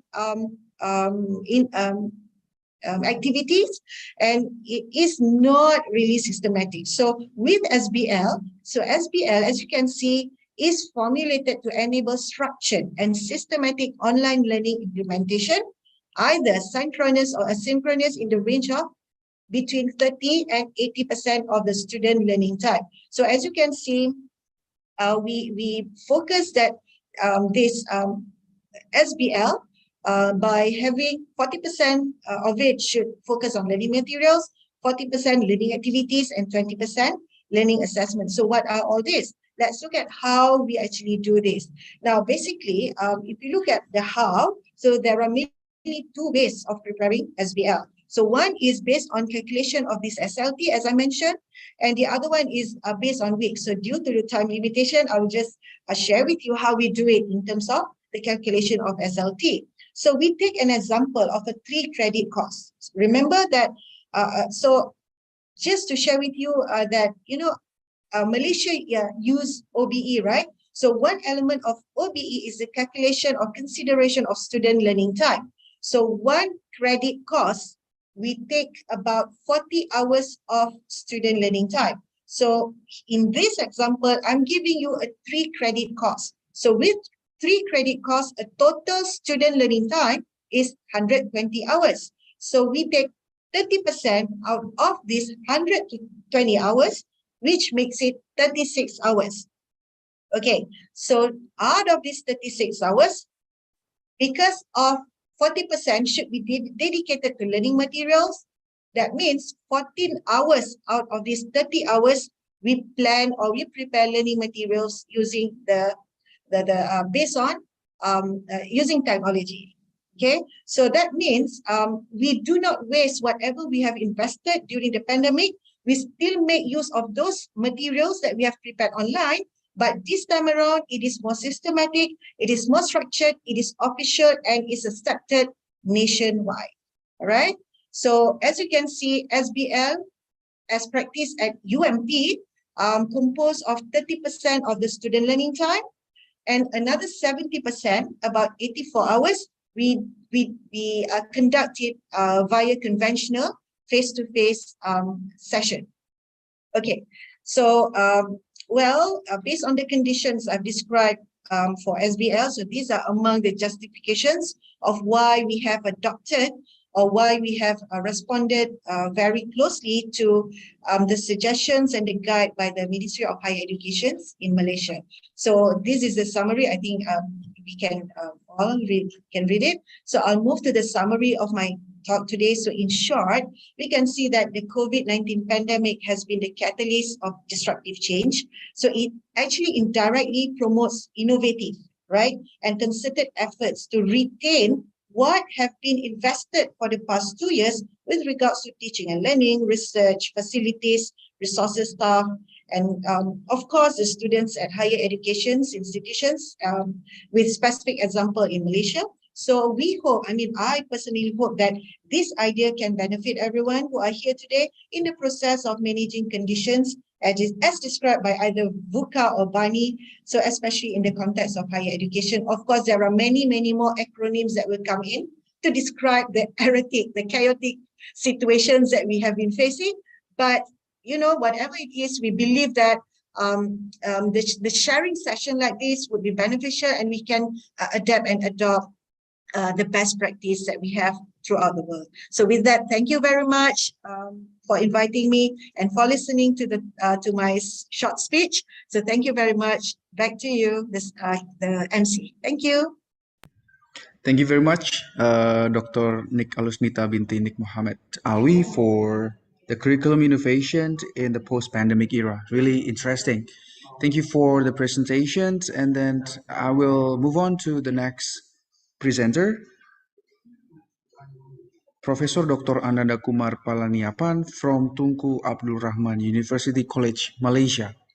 For Dr. Ananda, Professor Dr. Ananda, the time and screen is yours.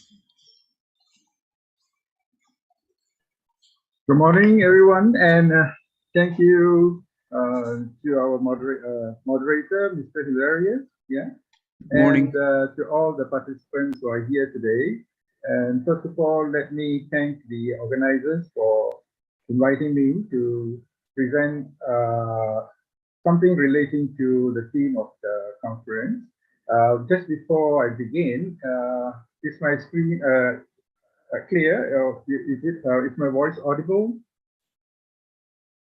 Yeah, it's Can you clear. hear me? Yeah, it's okay. clear. And you can see my screen as well. Okay. Thank you so much. And the theme of today's conference is actually relating to something that is very close to our heart, which has all been affected. Yeah, that's relating to the effect of the latest catastrophe that has affected the world, which is the pandemic. Yeah, and how we have been able to pull through the 2.5 years of sudden change in all the work processes that have been going on. Yeah, and the conference is actually suitable in the sense that it has able to pull in information from the expertise, knowledge from the business, social sciences, and technology to bring in to find solutions to the problem, right? So as was discussed by Dr. Maslamati and also Dr. Nick, there has been what we call that a big change in the way we do things right now, and there are still many areas that still need to be changed or improved in order to move on with this endemic situation, right? So my topic for today will be on developing talent with strong influence and input from the business, social sciences, and technology sectors, apart from other disciplines as well that is got relevance in terms of providing us the information, the knowledge in order to overcome the issues that we are facing right now, right? I'm so sorry, And Dr. yeah, Ananda. can you hear You, me? yeah, you haven't, what is it, slideshow your Uh, PowerPoint. are you able to see I'm actually sharing the stage here. Yeah, Yeah, can you see my slides? yeah, but it hasn't been, what is it, Oh, is in a there? slideshow Okay. mode. Let me see. Let me move to slideshow. Yeah. Okay. Is it okay now? Yeah. Yeah. Okay. Thank you. So the areas that I would like to also touch on, which has already been touched by previous speakers as well, is about the issues that we have been facing, yeah, in the various areas as well. And I'll be moving on to what are the strategies that we have taken, yeah, and what it takes in order to overcome these strategies. There are, of course, many ways of overcoming it, but I'm focusing more on the research that we have done in TAI-UC relating to talent development that will be able to provide the expertise, the personnel that is required in order to overcome these issues relating to the pandemic, right? So, as we saw earlier, the pandemic issues have affected many areas, especially the business sector, if you can see from all the latest developments, including the lockdowns and also the war in Ukraine, where it has affected the supply chain disruptions. So this is actually related to what we are all going through right now, which is the inflation. So looks like it is like a snowballing effect, yeah, from one issue to the other issue, yeah. And well, do you see any solutions for that right now? Not really. And because of these what do you call this lockdowns, there have been a lot of disruptions in travel and affected all the other areas as well in terms of hospitality, sectors and logistics sections. So, and the people are also, mobility has also been restricted.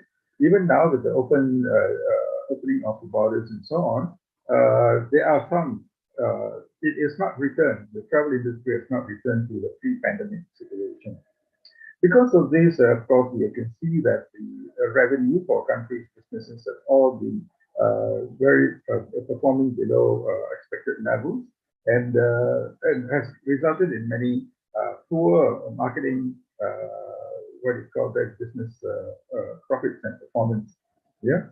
In the terms of the social aspect of the pandemic effect, it has, of course, in the beginning, there's a lot of social stigma related to it. Of course, now it has got toned down a bit, yeah. And the number of jobs lost, the consequent effects of loss of jobs and employment, yeah, has resulted in few mental health and what you call that, the reduction in the increase in people with depression and mental issues, right?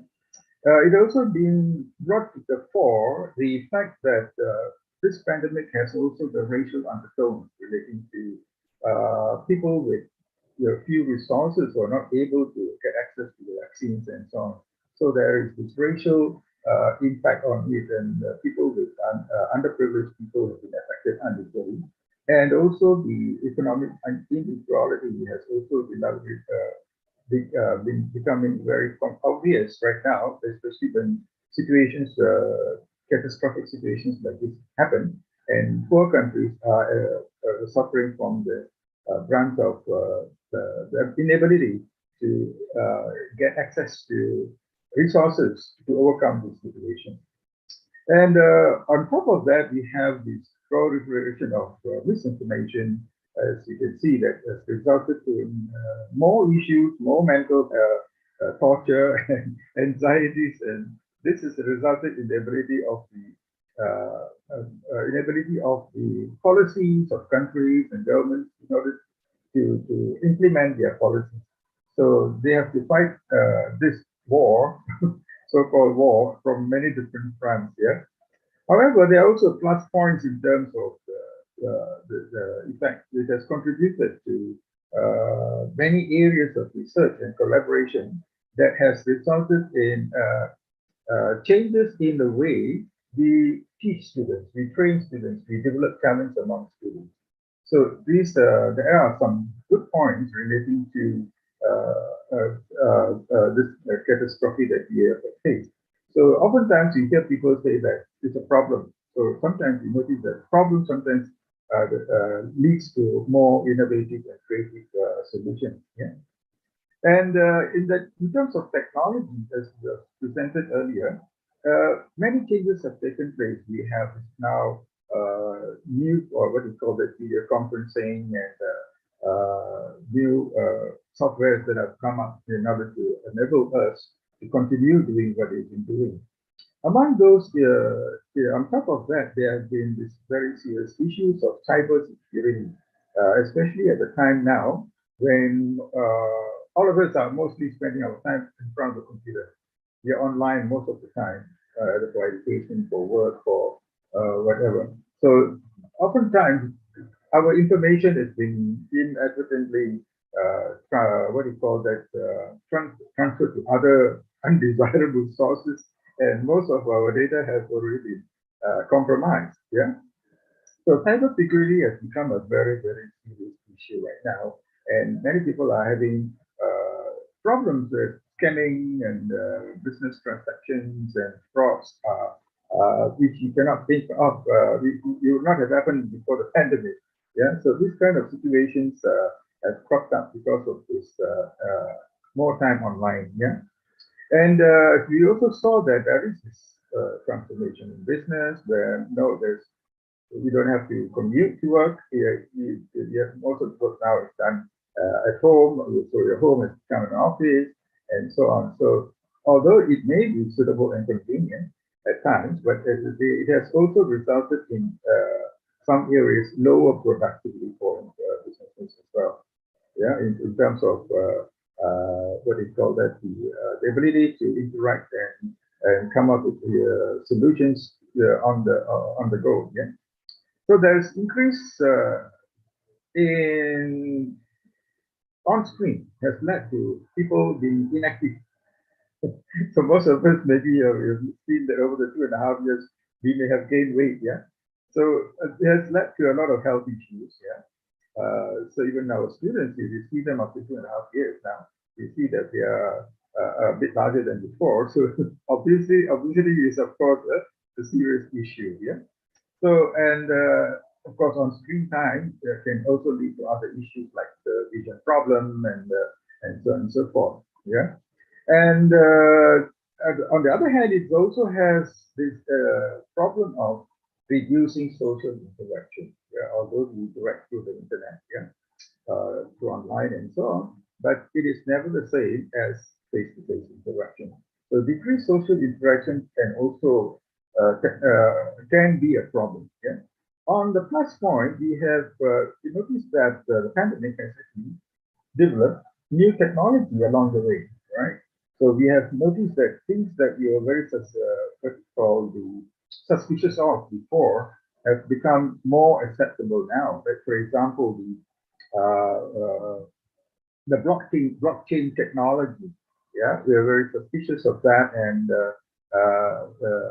the ability to use online transactions and so on. Yeah, using blockchain, which was quite was not so acceptable. Yeah, the Bitcoin and so many different types of assets that can be bought and sold and so on has become now a thing of something that is very useful. Yeah. Let's say, for example, there are so many softwares that we developed behind the blockchain technology that has enabled us to do most of our work in real time, yeah, without any middleman in between. So, and it has reduced tremendously the fraud and scams that can come up with older technology. So you notice that this pandemic situation has hastened the advancement of new technology, right? And of course, in terms of travel and business, we are now operating in a slightly different manner, right? So online interaction has increased tremendously. Yeah, so that is one of the main changes that we see. However, in terms of because of these issues, businesses have changed. So they are now using different methods of interacting with people. The introduction of Industry 4.0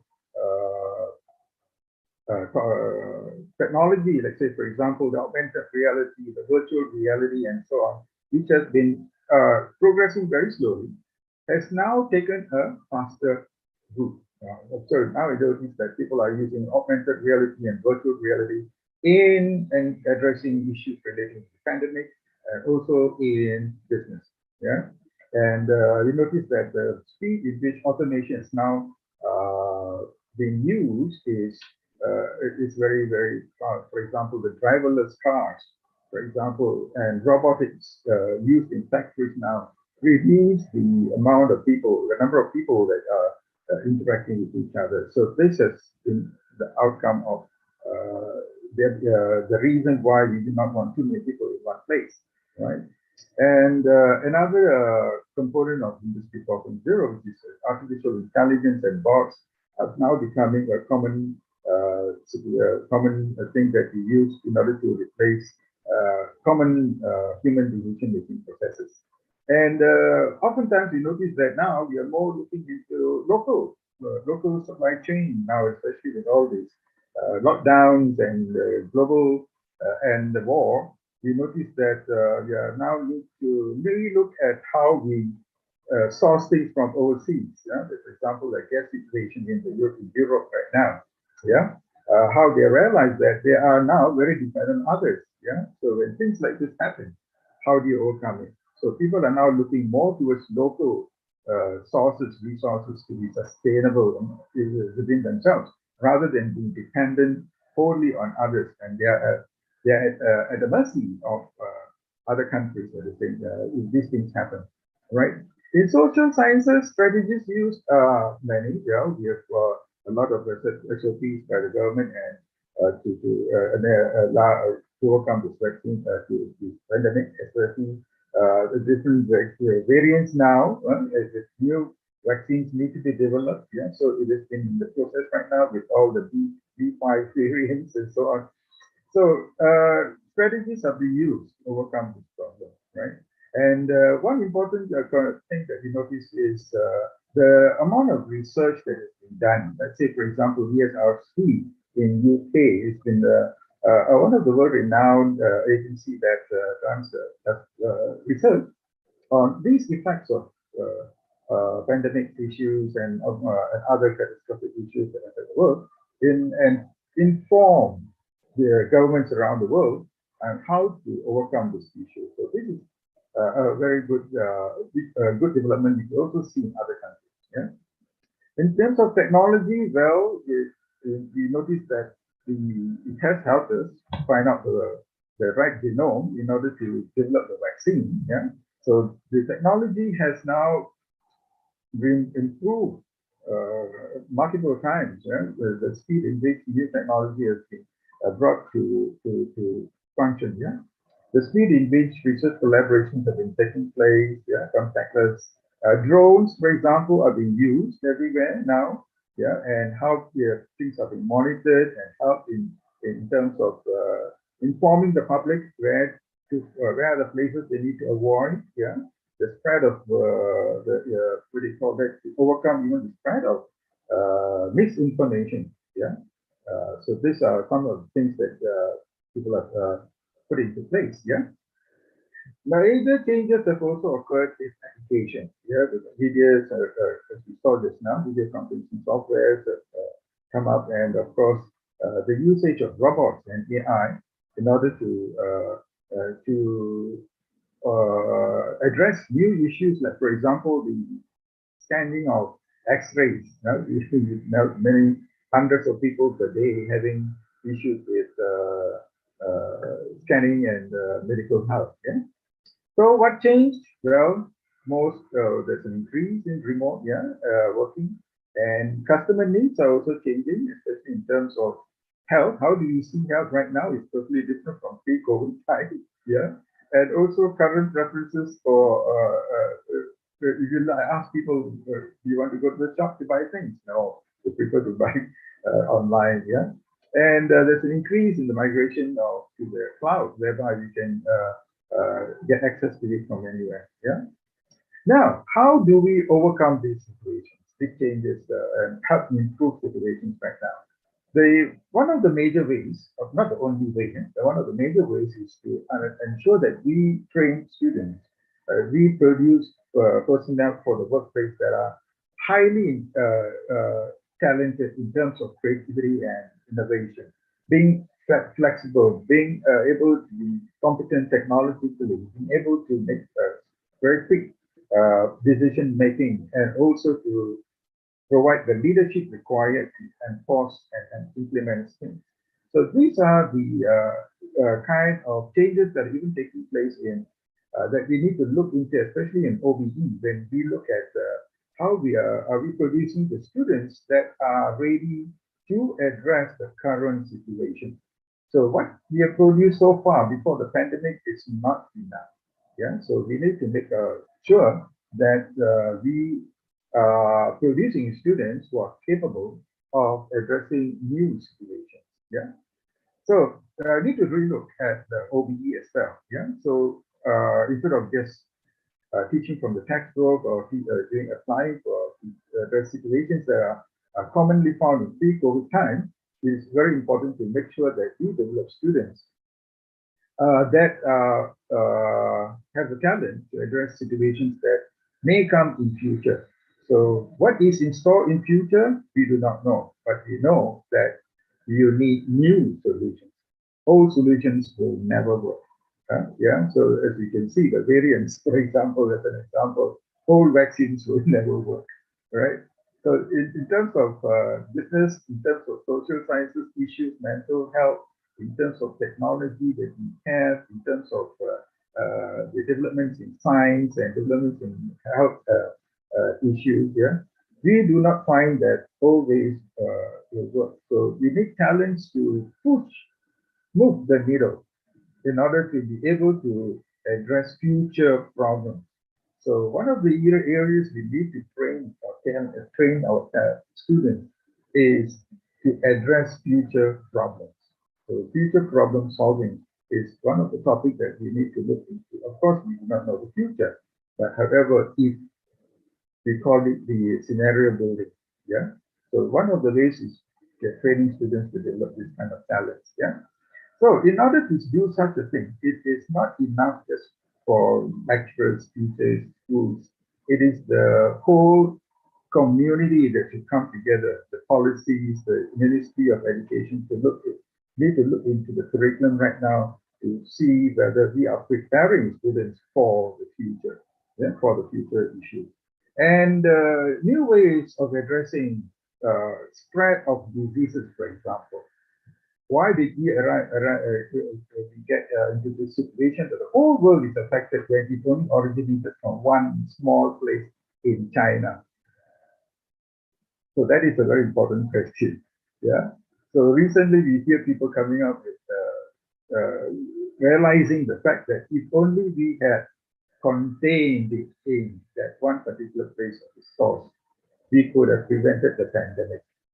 Right? So more world organizations are very responsible for maintaining this to make sure that they contain any diseases that spread. Yeah. Now this monkeypox, for example. Yeah. So this is another example where if they moved in and contained it, it would be very possible that we can go on with our lives as usual. So these are some of the ideas that we thrown around that we need to look at, and where students need to be able to come up with future solutions, yeah, for future problems. Even with old problems, how can we solve it again with new technology, new ideas? Yeah, so that is the main thing. So we notice that talents that we need to train them on is, of course, using the current technology, improve the robotic ways of addressing situations, looking at new ways of addressing the pandemic situations, yeah, and also collaborating with other industries in order to get the ideas that we have. So right now we have a mismatch gap in terms of what we produce students for and what they need to get them to be in order to address future solutions. Yeah. So education should look into this aspect of the gap, yeah, between what students have right now and what they should have in order to address the issue. So in my university, Tunku Abdurrahman University College, we have we did a study and we found that using various types of talent development programs can allow students to improve their talent towards achieving what we require of them, and they go and work into the workplace and also to face the future. So we have a number of centers for for talent development in PAR-UC, and there are about 5 centers right now. Yeah, and we follow a method of looking at developing the talent of students. Yeah. So this cycle, the 6-step model, for example, is looking at how we bring in activities in the entire UC in order to develop the talents we want for produce students who are able to future problem solve. Yeah. So in terms of benefits, well, students are able to gain a lot of expertise in terms of working in the real world, using this kind of talent development programs that we have. They will develop the ability to develop the soft skills as well as to learn things like managing time and being highly self-disciplined. And most importantly, incorporating the Industry 4.0 dimensions, like for example, the augmented reality, VR, AI, Internet of Things, big data, analytics. So these are the requirements of the future. Right? To what extent we are preparing our talent, preparing our students with these talents to address these situations. And lecturers in our research found that they themselves have improved in terms when we did this research. During this student development program, they themselves gained a lot from these collaborations with industry, collaborating with other institutions in order to, and most importantly, they're able to bring in new ideas into the curriculum and change the curriculum on the go in order to produce students who are highly talented. So in summary, what we notice is this COVID situation has actually brought about, of course, many deaths, many issues, many problems. But at the same time, it has made us to think about developing student talent to get the skills and knowledge and expertise in order to address future problems. Yeah. And another thing that we need to see also or realize from this talk is because the increased need for multidisciplinary approach to solving problems and be able and vigilant for to address future problems that we may face in time to come. So with that, I thank you very much.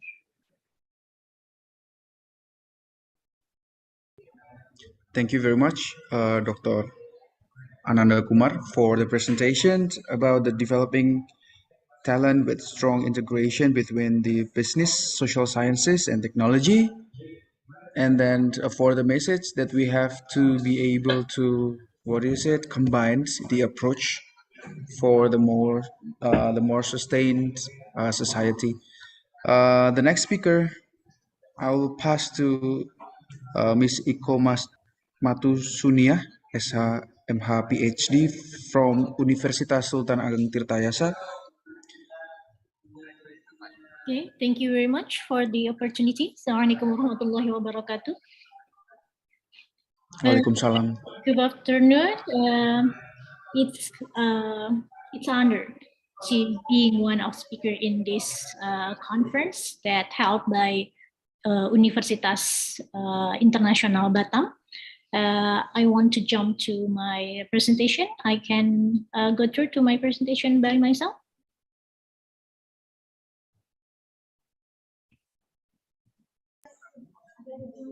Yes. Can you share screen, Miss? I should. Can I? May I? Okay, this one. Can you see my presentation in here?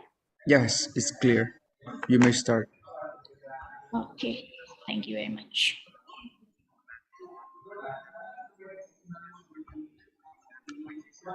Okay, just for a moment. So I have to move it to slideshow. Okay, this my subject is about halal food industry in post-pandemic era, because I'm a student in this very interesting international conference. The better future is proposed to build in post-pandemic COVID era. So it's a kind of interconnection between the social science, business, and technology. So before that, I want to kind of share knowledge about what is halal and the concept of halal Tayyiban itself in halal Tayyiban about conception of halal Tayyiban food laws. The prevailing concept of halal and Tayyiban food laws in Islamic teachings comes from the Holy Quran, while the state food laws on halal in Indonesia lies in Act number 33, 2014 on halal products assurance.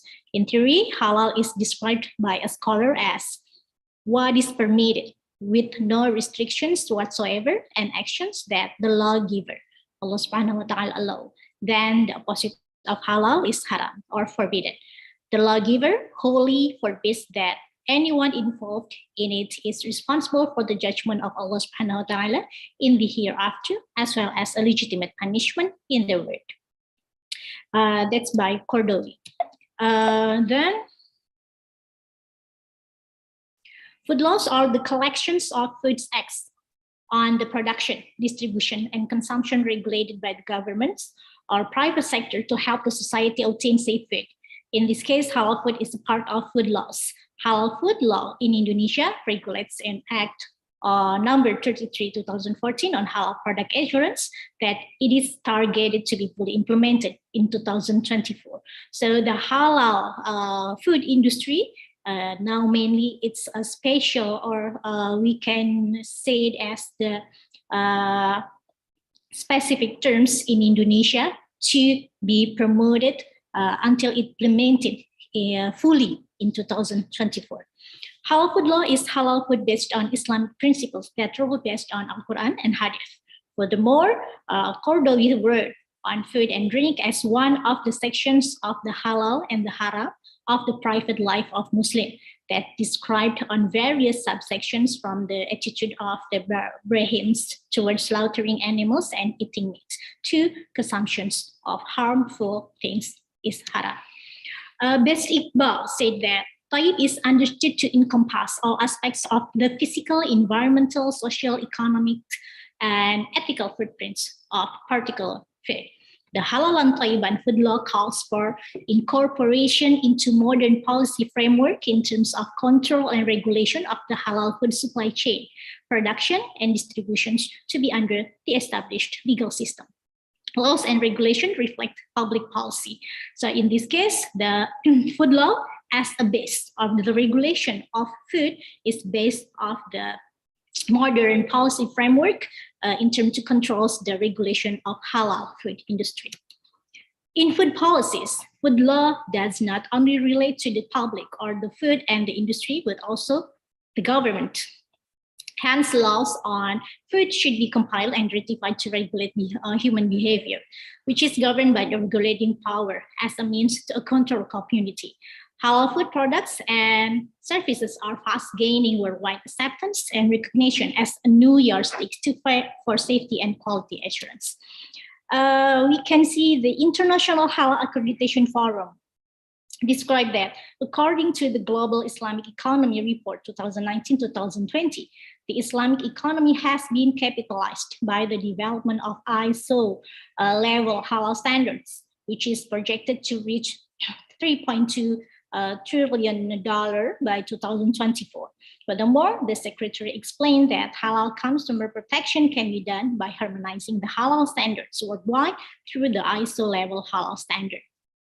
The opportunity for industry players holding LPPOM MUI halal regulations to be accepted in global market is high because LPPOM MUI has obtained SNI ISO /IEC 17065 2012 CAN and recognition from the Emirates Authority for Standardization and Methodology or ESMA on the UAE standard 2055 to 2016. With the more complete accreditation of the National Accreditation Committee, or we can call it as CAN, and the UAE, United Arab Emirates scheme, it will be easier for exports to enter the Middle East and OIC countries. Halal products and services are also gaining increasing acceptability among non-Muslim, and the global market value trade in halal food and non-food products is estimated at $2.1 trillion annually. Then this market has created interest among producing countries, both Muslim and non-Muslim. The increase of social mobility of Muslims around the world has shifted the paradigms of halal and tayyiban to global attention, where halal has become a lifestyle for the global community, leading to halal assurance recognized by the World Trade Organization. The current Islamic economy and the halal industry have been sources of new economic growth. Several countries, including countries with non-Muslim majority populations, have made Islamic economics one of the driving forces of the economy. The State of Global Islamic Economy report revealed that Indonesia was in 4th position in 2020 and entered the top 10 in all sectors. The market share of the national halal industry to the global market shows Indonesia as a leader, especially in the halal food industry, whose shares reach 13% of the world's total halal food consumption. About the halal food law. Private food laws can be established in the study of human relationship with one another to meet their own food needs concerning individual citizens and affecting the relationship between individuals. Food products such as rice, cassava, and wheat are purchased privately by people as legal subjects to meet their daily dietary needs. In this sense, private food laws are food laws that are privately made. So where's the public laws established? The government takes efforts in public laws area that deals with the issues influencing the general public or state, society as a whole. Furthermore, the role of government in public law, a set of rules governing relations between citizens and state officers, is the interference of governments in regulating private relationship between the groups of people so that conflict could be avoided. For example, for the halal and tayyiban issue, Indonesian government has proposed Act number 33, 2014 on halal product assurance. In this case, the term of law, lex specialis derogat lex generally, is used to confirm the previous General Act number 18, 2012 on food, because in Act number 18, 2012 about food, the halal products is still general we can article. So it's stated in general. So the something that's more specific to the halal product assurance described on Act number 33 to 2014. Food regulation is applied substantially and structurally as a basis for formulating policies. Food safety, that food quality and assurance for the required halal product are set out in Chapter 7. Furthermore, the implementation of halal and Taiwan food laws should be supported by law enforcement effectively. Therefore, the synergy of Indonesian dietary laws with Islamic teaching is essential. So, based on the considerable part of the Act, Article 29, Paragraph 2 of the Indonesian Constitution 1945 says that the state guarantees each citizen's freedom to profess his or her religion and to worship according to their religion and belief. Furthermore, to assure every believer practices their religion, the state is obliged to confirm the food safety and halal status, especially for Muslims. And here the legal certainty of these matters established on halal product assurance with the points of arrangements as follows. First, ensuring the availability of halal products. Then the government is responsible for organizing the, we call it Jaminan Produk Halal or JPH, to provide public services, where the implementation of JPH has been derived by the organizer of Halal Product Assurance Agency. Then the Halal Product Assurance Agency, or we can call it as BPJPH, cooperates with ministries and agencies, the Indonesian Council of Ulama, and Halal Audit Agency. Business actor obtains a halal certificate by applying halal certificate from BPJPH. Then the completeness of the document is checked by BPJPH. The cost of halal certification is charges to business actors applying for the halal certificate. Then LPH supervision is carried out by BPJPH to ensure the implementation of Jaminan JPH, halal certificate validity period, the halal status of a product, halal labeling, inclusion of illicit information, separation of location, place and equipment process, storage, packaging, distribution, sales, and presentation between halal and haram product. The existence of halal supervisor and or other activities related to JPH. Violators of this act will be imposed with administrative sanctions and criminal sanctions. Okay, this is about the halal type food products.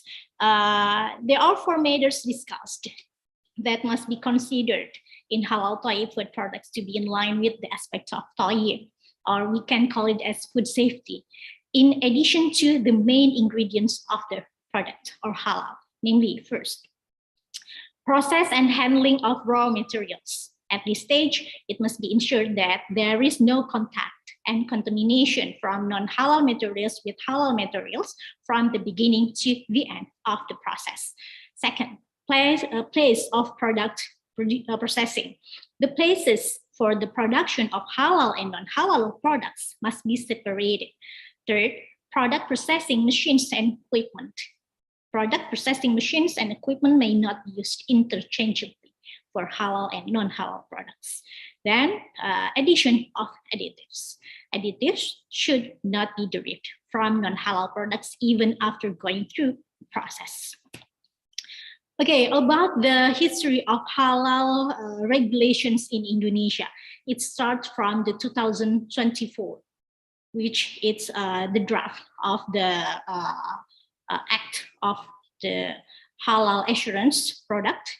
Then it's leading to 2014, its establishment of the Act, and the implementation regulation comes up from 2019, and it will be fully implemented at 2024.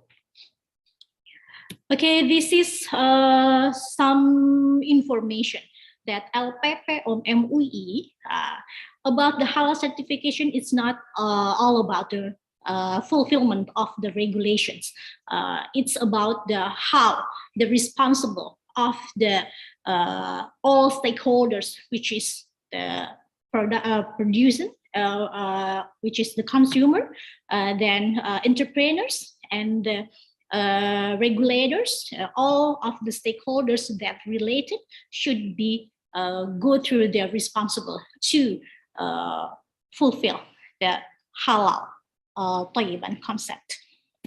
Then this is the statement about that halal industry is kind of the pillar for the halal implementation, which is the halal toyib implementation based on Al-Quran, verse 168 Al-Baqarah, verse 168, that the Muslim should consume halalan tayyiban food.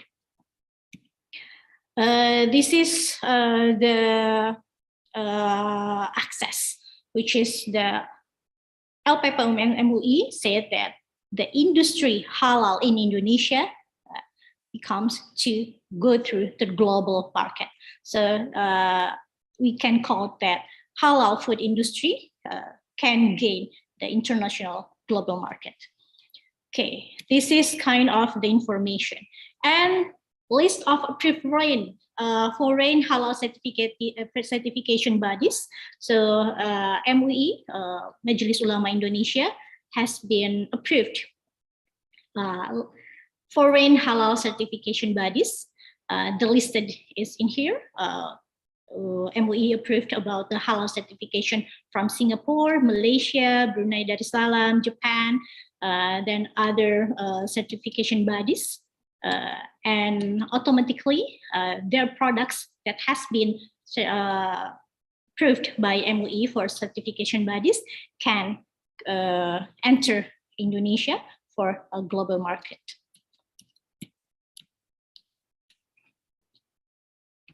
Okay, about the future, better future for the situation between interrelation, social sciences, business, technology. So in my university, my institutions, we try to gain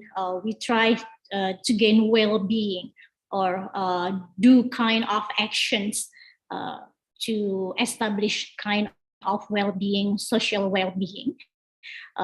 And we do some actions and some activities in Center of Excellence Local Food Innovation, especially in food terms. So or we can call it the Pusat Unggulan Iptex Perguruan Tinggi, UIPT, Inovasi Pangan Lokal. So Universitas Sultan Ageng Tirtayasa, in this case, try to involve, to give their effort to do kind of action for better future, especially post-pandemic era. Okay, the business, social sciences, and technology. Okay, if we go through the issue, the halal food industry during pandemic and post-pandemic. Halal food industry in pandemic era. We go through the halal industry in pandemic era. First, social media to promote and sell. They're using social media to promote and sell the production. The food entrepreneurs using social media to promote and sell production, their product, because they can open their store, they can open their restaurant, they can open their shop during the pandemic era. And then the customer cannot do kind of dine-in because the policy, the government policy restricted to dine-in for the customer in restaurant. And there are social distancing program that we can go, we can meet other people as what we want. So the circumstance of the pandemic era, it's very, very make the restaurants business, it's cannot run their business very well. So halal food industry in pandemic era, we can call it, it's a lot of the restaurant or food stall, they have to close their stall or restaurants due to the pandemic era. And halal food industry in post-pandemic era. Digital marketing has been proceeding to implement. So while the pandemic era, the entrepreneurs, food entrepreneurs use some of the food entrepreneurs use social media to promote and sell the products. So it proceeded after the pandemic. Digital marketing has been proceeding to implement. Then after the regulation about the restriction for the society to go to the restaurants, they can able to dine in with the required SOP. Empowerment of MSE, micro, small, and medium enterprises, especially in food. We promote local food innovation. So in local food innovation, especially that's our special issues on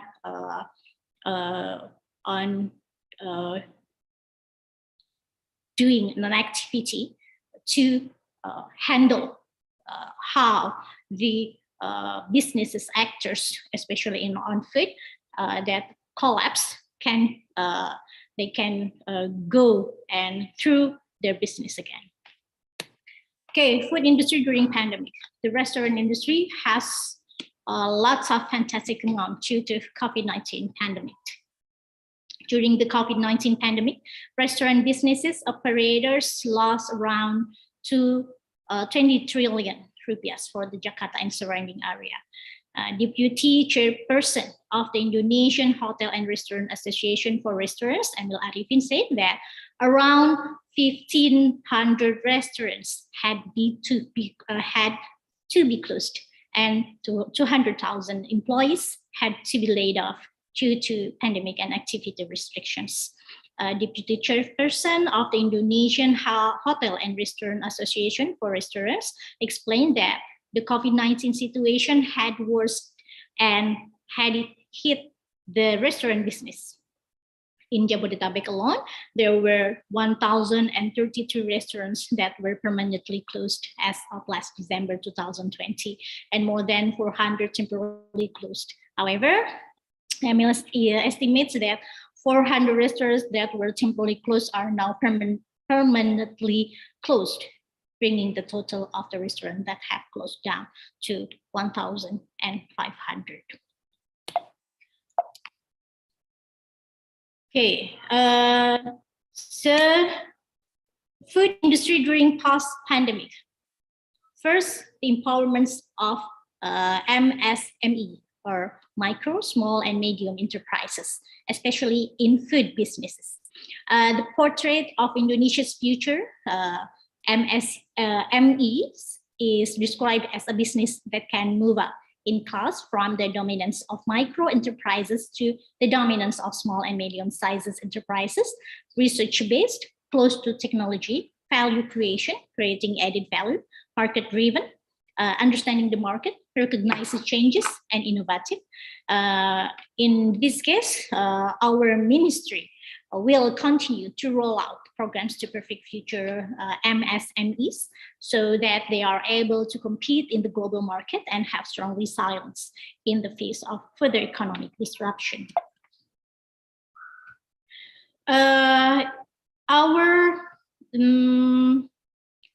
Our activities, so about the empowerment of MSMEs. So our researchers already gained kind of the achievement, including in matching fund or Kedai Reka program with the Ministry of Higher Education. So there are 10 our researcher from Universitas Sultan Ageng Tirtayasa that they do kind of the research on empowering the UMKM.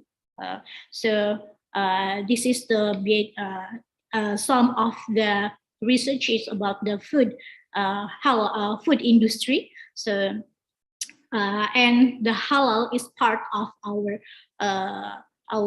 missions, because in our institutions there are there are the PUIPT, there are halal center of Untirta. So we are trying to promote about the halal food industry itself.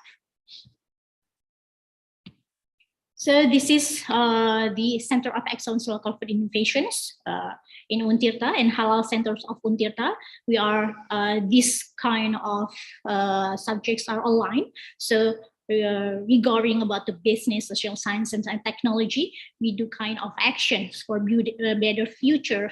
Of course, post-pandemic, post-pandemic COVID-19.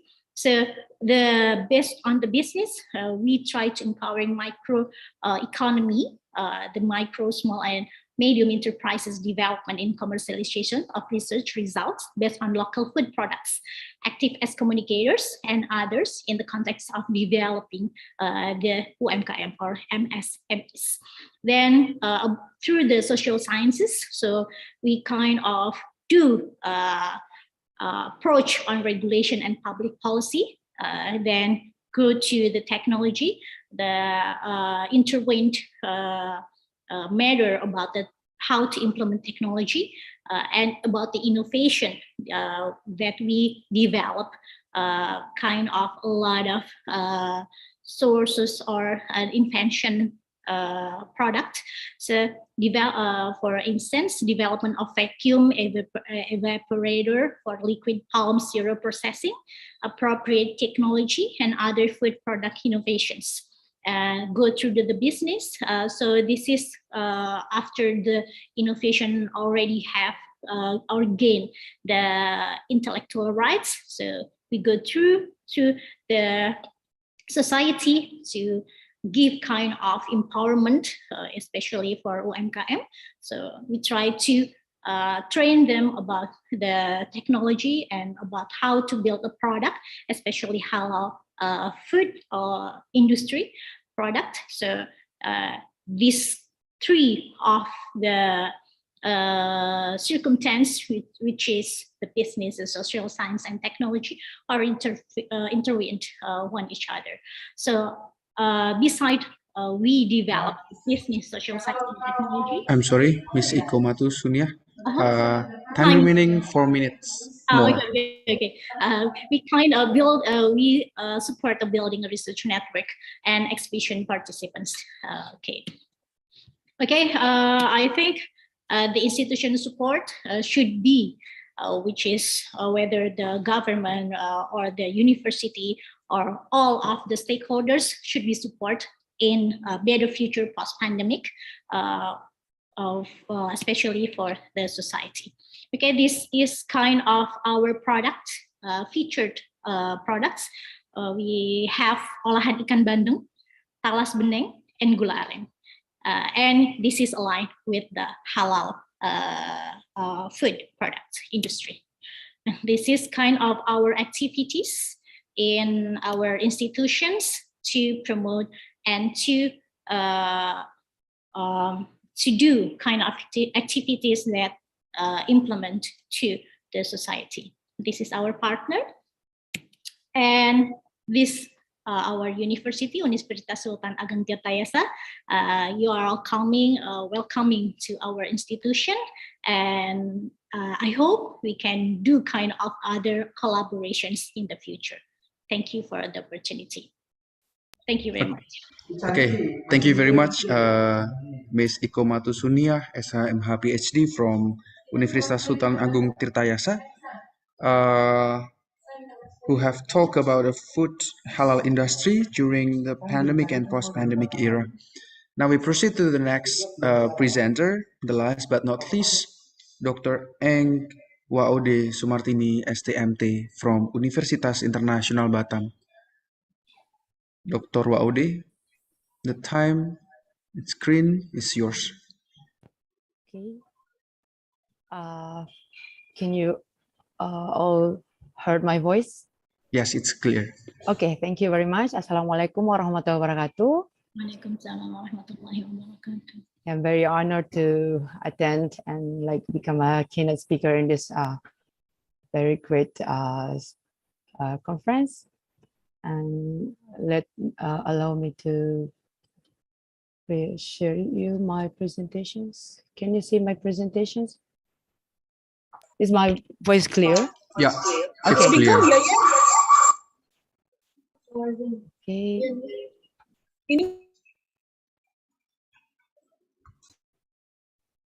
Oh, what happened? Okay. Okay. Actually, I just want to correct something. Like my title is not Doctor Engineering, but it's a PhD, like based on Indonesian's regulations. Okay, I would like to present you my kind of research. My presentation is based on my investigation along with my students in Belakang Padang. So it will be, the topic is about waste and space management for developing tourism in Belakang Padang Island. If maybe most of you don't know about what is this Belakang Padang Island, so I'll introduce you. This Belakang Padang Island is one of the outer island in Indonesia that is close to Singapore, like in front of Singapore, and it's part of Sekanak Raya village, and it's part of Belakang Padang district in Batam City, province of Rio Island. So this Belakang Padang Islands is in fact one of tourist destination, like both domestic or international tourists. Okay. Belakang Padang island area, as you can see in these pictures, are mostly clean. And based on our investigations, in the morning, residents usually clean the area, and also not only the residents, but also there's cleaning services that assigned specially for this job. But if you can see in the second pictures, the below pictures, the garbage also found in the another area too in Belakang Padang Island. Based on my interview with the resident there, in fact the garbage are not originated from Belakang Padang Island, but they are come from like outside of the island, right? And in fact they also did some cleaning to this area, but this waste always come back. So this is one of the problem too.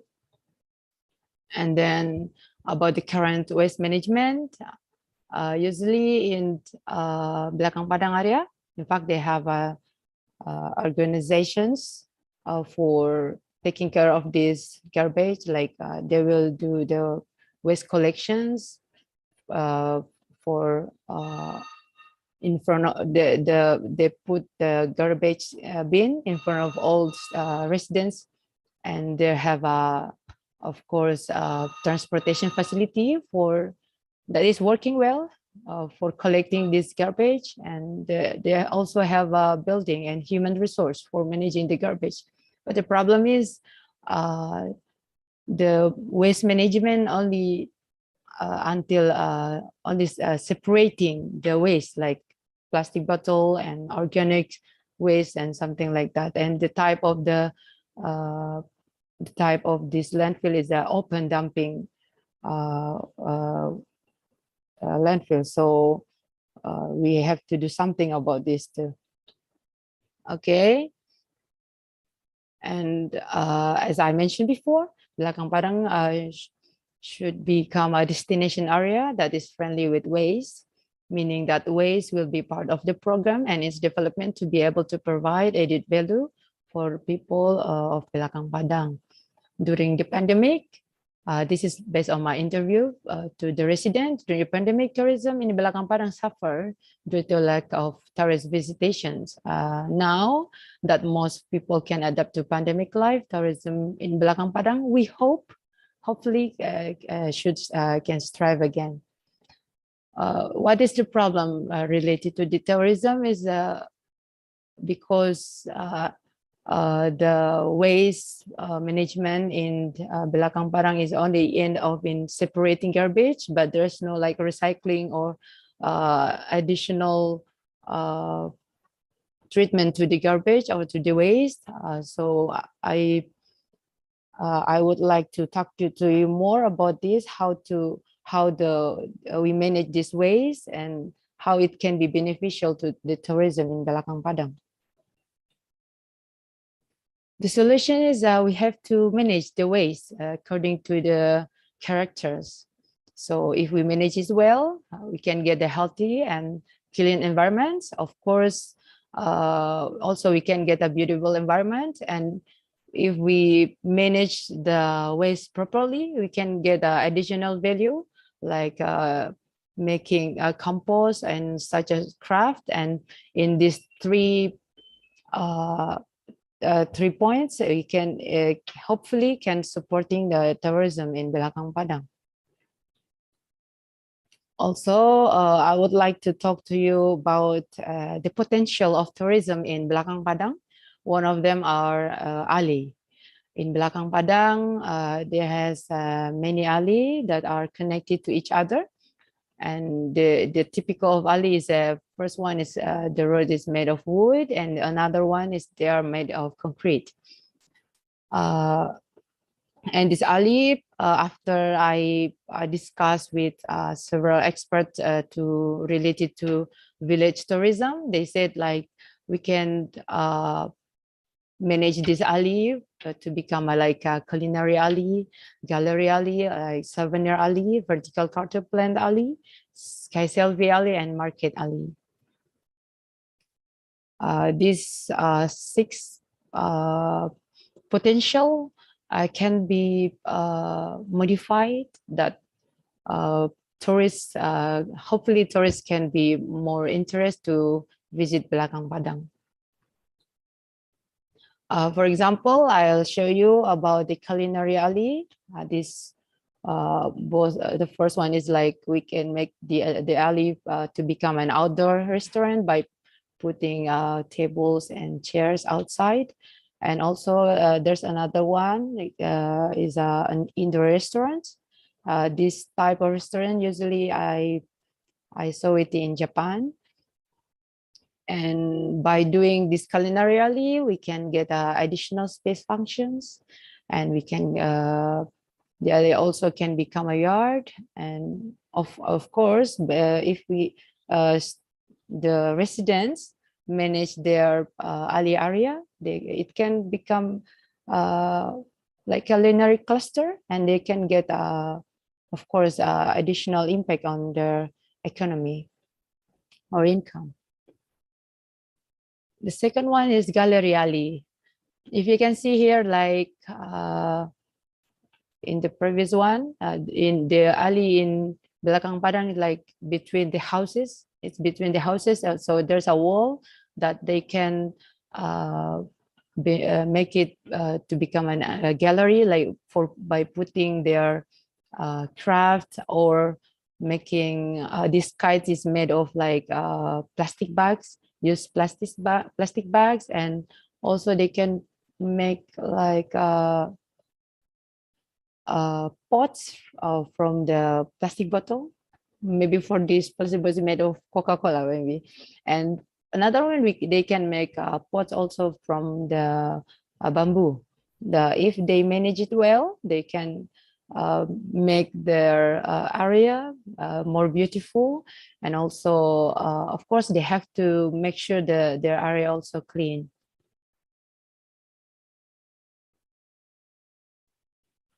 Okay, the second one is a souvenir alley. This is in the Belakang Padang itself, they don't have a souvenir alley. So I hope after making this research and report, I'll discuss about this matter to the district village, that they can also make a souvenir alley to make more attraction to their island. And also this footpath, they can put a souvenir or in front of their resident houses. And also they can fulfill one of the facility needed by travels, like they need souvenirs to share with their colleagues or friends or family. And also the outcome we have, they Of course, if there's a souvenir island like this, they should keep the environment clean, and they should organize it so they can make the tourists come often. And of course, they might get some income from making this their alley to become a souvenir alley area. This is also the market alley. This picture is about the current market alley in Belakang Padang. And then, as you can see here, it's not so organized, like there's no label of prices. And of course, if, the area is mostly clean, but they should organize it more so it can become like photoable. Like these days, people like making taking pictures and share it to Instagram about where they visit. So if they arrange it the market well, they should, of course, it will become more attractive to the tourists. This is the example of how they should arrange their market.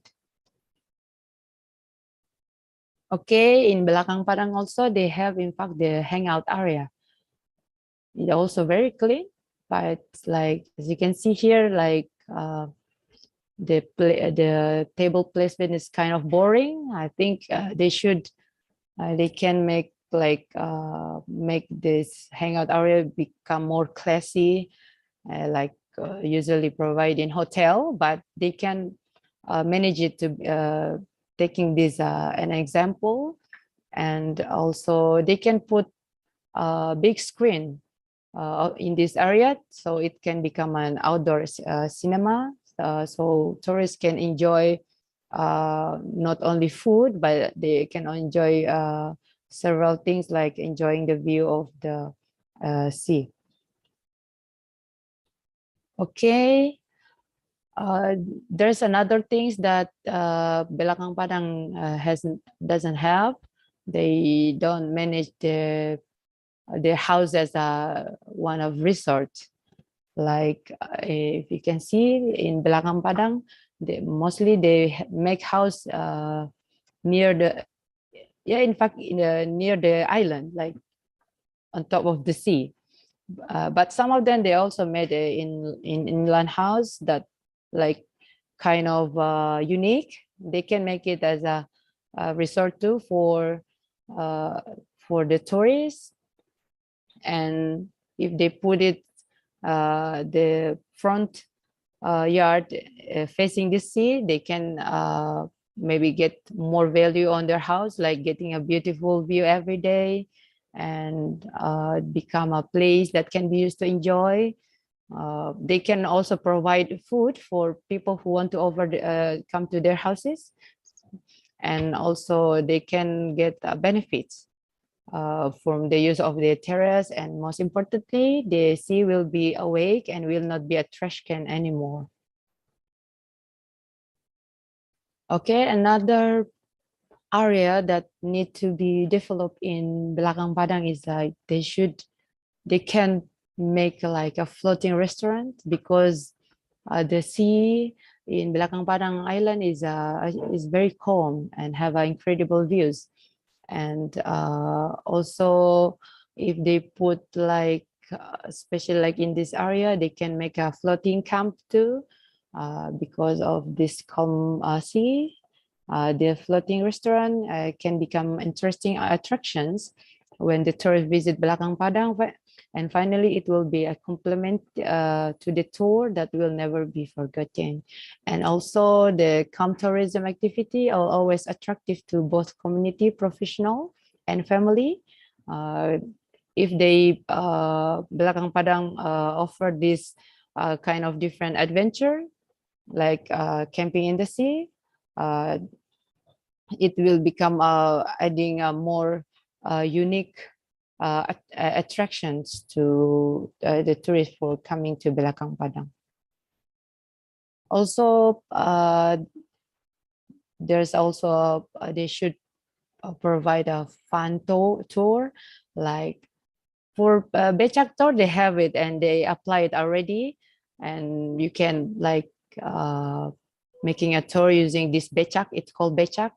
Maybe for Asian people, you can see in some places, but maybe for foreigners outside of Asian country, it will be become like a kind of fun attraction, and they can get this service by less than 100,000 rupiah. But in Belakang Padang, like this walking tour and fun cycling is not applying yet. Like in this picture, you can see there's a mangrove and a beautiful natural view. They can enjoy this route and enjoying the view by walking or by cycling the bicycle. Also, in Belakang Padang, they also have a mango alley and banana alley and also mangrove alley. Like for us, like maybe for domestic people, banana and mango is not like it's not something like you will domestic people will be attracted. But for people who never saw a mango tree and banana tree, it will be kind of a good attractions. And will be a good experience for them too, because for example, like my in-laws are Japanese, and they are very surprised when they say, oh, the banana tree is like this. They only eat banana, but they never know like what kind of what is the banana tree look like. And also these mango alley and banana alley, also mangrove alley, can become like educational tourist attraction too, by like they should provide what kind of type of this banana, like the Latin name, and what is the benefit of eating banana, and some also as well as for the mangroves too, like what kind of mangroves and what the typical mangrove in Belakang Padang Island. It will become a good information too, and educational things too for the tourists. Also, this is my last slide. Like by managing waste correctly in Belakang Padang can become a beautiful place for everyone, especially tourists. And also Belakang Padang has many spaces with high potential to become a great tourist destination with of course with a proper management.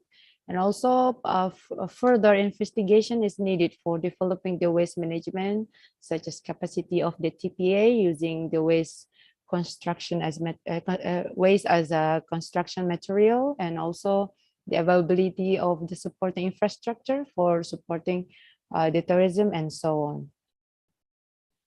on. This is our current research, and for the waste capacity now is one of my students is doing the research about the waste capacity of the TPA, because of there's no recycling or like treatment to the waste.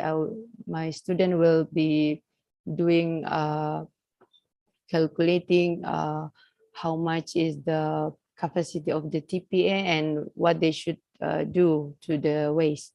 Also, one of my students also doing the investigation of the infrastructure, because Belakang Padang is in the coastal area. There's so many deteriorations of the infrastructure there. So one of my students also doing this research. And also, as you can see here, there's a micropile made of wood. We are doing this research related to the micropile development for coastal area too. So if any of you have interest in this kind of topic, you can contact me to make a maybe collaboration research. Also, I want to thanks to the Mr. Yudi Atmianto, the head of Belakang Padang, for his supporting my my investigation in Belakang Padang, and also a good discussion with Ms. Hernawati and Ms. Odeno Hayati, as well as Suniji Sugiyama, for their good discussion and advice related to my investigation. Also my colleagues, Ms. Ade and Mr. Ade and Miss Anna, also my student, Marvin and Alfie. Thank you very much. Thank you very much. Yeah. Thank you very much, Ms. Waude Sumartini, PhD, for the presentation about waste and space management for developing tourism in Belakang Padang Island. And by having that presentation, ladies and gentlemen, it indicates the end of our session for the speakers. And now we proceed to the question and answer session. There are two that I received from the chat box. So let me read this question for the first one. Questions for Dr. Maslawati. How to encourage students to be more active in synchronous class? Sometimes the students do not respond, even though the teacher gave the oral question. So maybe Dr. Maslawati.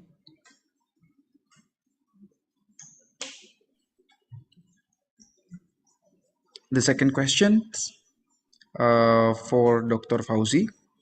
How to educate humanity to young people who have been exposed to the digital era, where they are more involved with the digital world, like handphone or game, video game or online game, than real community. So whether Dr. Fauzi or Dr. Maslawati, I pass to you for this question and answer section. Okay, thank you, Raditya. Let me try and answer the question that has been posed to me. I think, first of all, it is very important for researchers to understand what is the meaning of humanizing, humanize. I think that's very important to understand the very important aspect of the concept of humanizing, because if you look at the literature, there are many definitions of what humanization is. Some are very structured and some goes deep. I think it's very important. Therefore, I think it's very important for the researchers and academics themselves to understand. And then only we need to expose them to what humanizing means. And in fact, there are many materials out there about what humanizing is, although it is not doesn't directly states that it is actually the concept of humanizing. But if you understand the concept of humanizing, the elements of humanizing are all there. For example, in design thinking, as I mentioned, the first element of empathy is all about humanizing.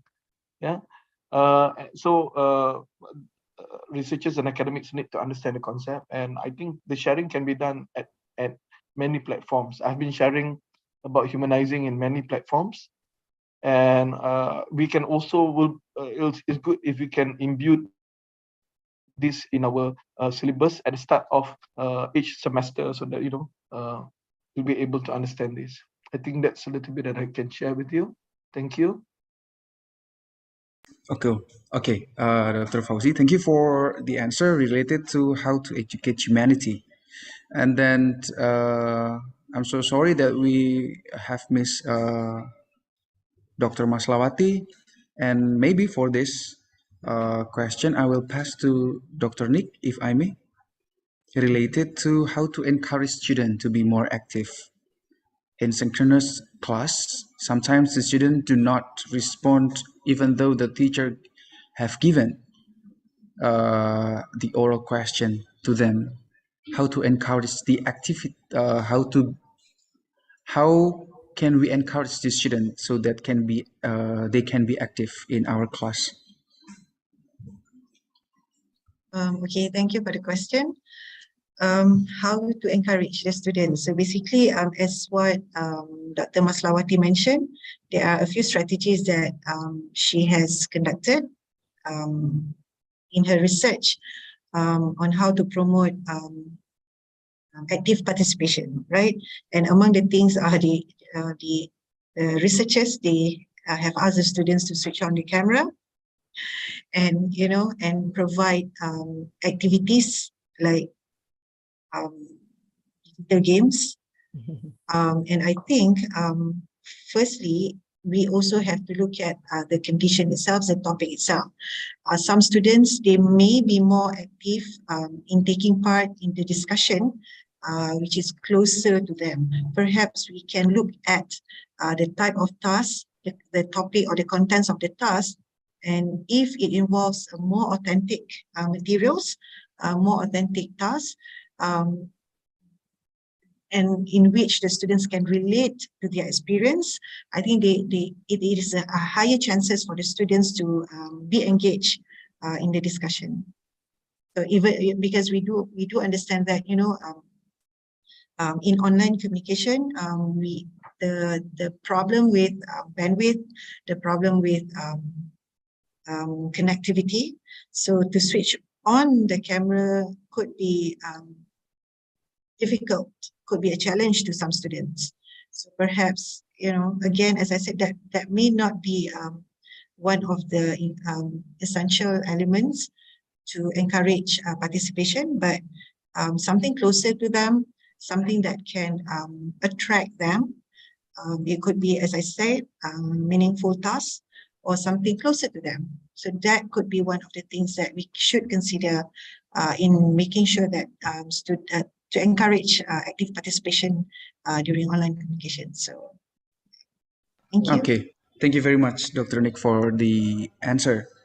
We all know here that in online communication, the engagement is sometimes hard to obtain, right, for our students. And then, yeah, thank you for having us known about that.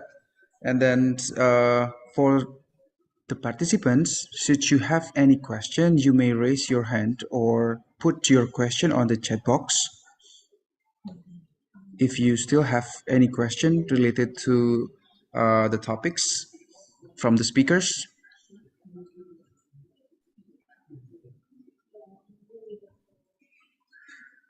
If no, then I will ask Ms. Waude related to research in Belakang Padang.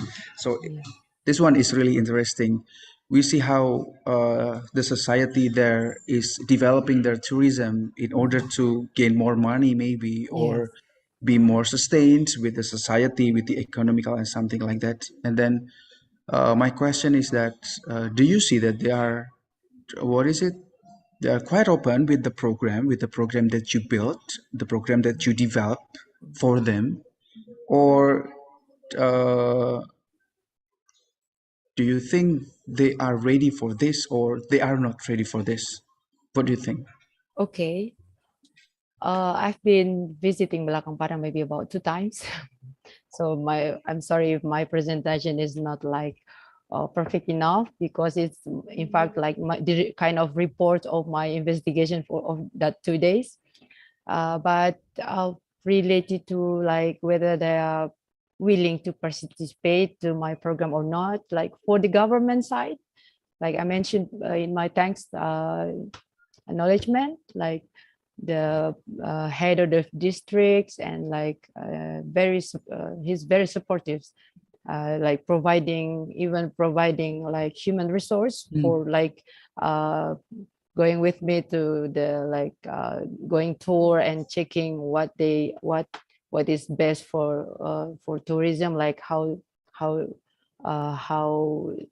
we should manage the ways and how we should manage the space, because like in Belakang Padang, mostly for tourism, they only focus on like culinary thing, like only food. So I'm thinking that, there should be more can be developed in this area, like I mentioned in my presentations. And for the residents itself, it can be a challenge, because like, for example, the head district want to move the market build area to another places because the building is almost collapses, but the residents say, no, I don't want to move. It took like 5 years for them to willing to move after like bringing all governments higher up leader to kind of force them to move because the building almost collapsed. So that building is in fact it's a market, fish market that for now I'm doing research to that building too, about like the feasibility to maybe what should we do to that building, whether should we destroy it or just abandon, or just what should we do. It's like that. It's kind of challenging for the residents part, but for the government it's very welcome. Okay, so I may say that it still requires kinds of awareness of developing themselves to be better, Yeah. and then we lack of regulation, if I'm not mistaken, related to in that that. area, yes. Yeah. And in fact, maybe next month we are going to do like a seminar to the residents to gain the awareness related to how they should manage their waste and how should they manage the space. Also teaching them English because the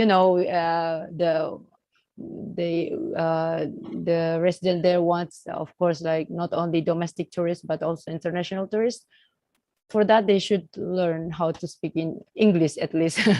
So we provide that kind of service to the residents. Okay. Yeah. Thank you very much, Ms. Waude, for sharing the information. Yeah. Do we still have question from the participants?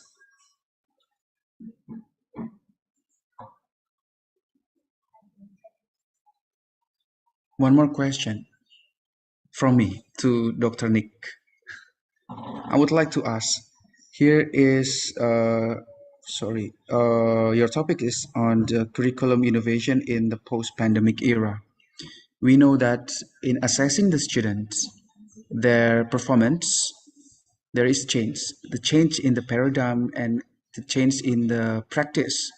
How we should assess the kinds of, for example, affective and kinesthetic that is different when we have the face-to-face session, and then now we have the screen session. In your opinion, would you suggest the best practice that you have experienced or you have undergone from your teaching practice related to this, the change of the paradigm from the conventional one to the online classroom? What will it be in your classroom?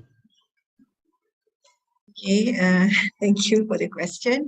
All right, so we do understand that in our assessment, we have these different domains that we assess: cognition or cognitive, affective, and psychomotor, right?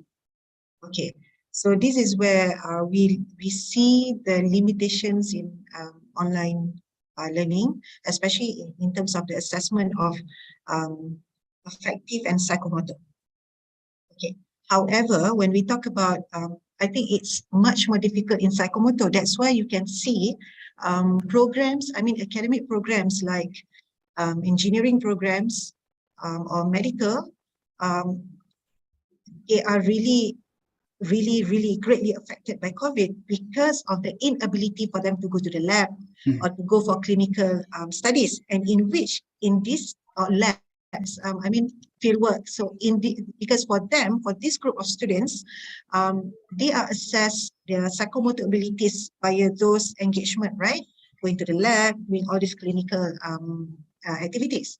Okay, so this is where we look at how for affective, it is not really highly affected, because if we look at the rubrics, for example, for affective, we still look at what are examples. Okay, let us pick one specific example.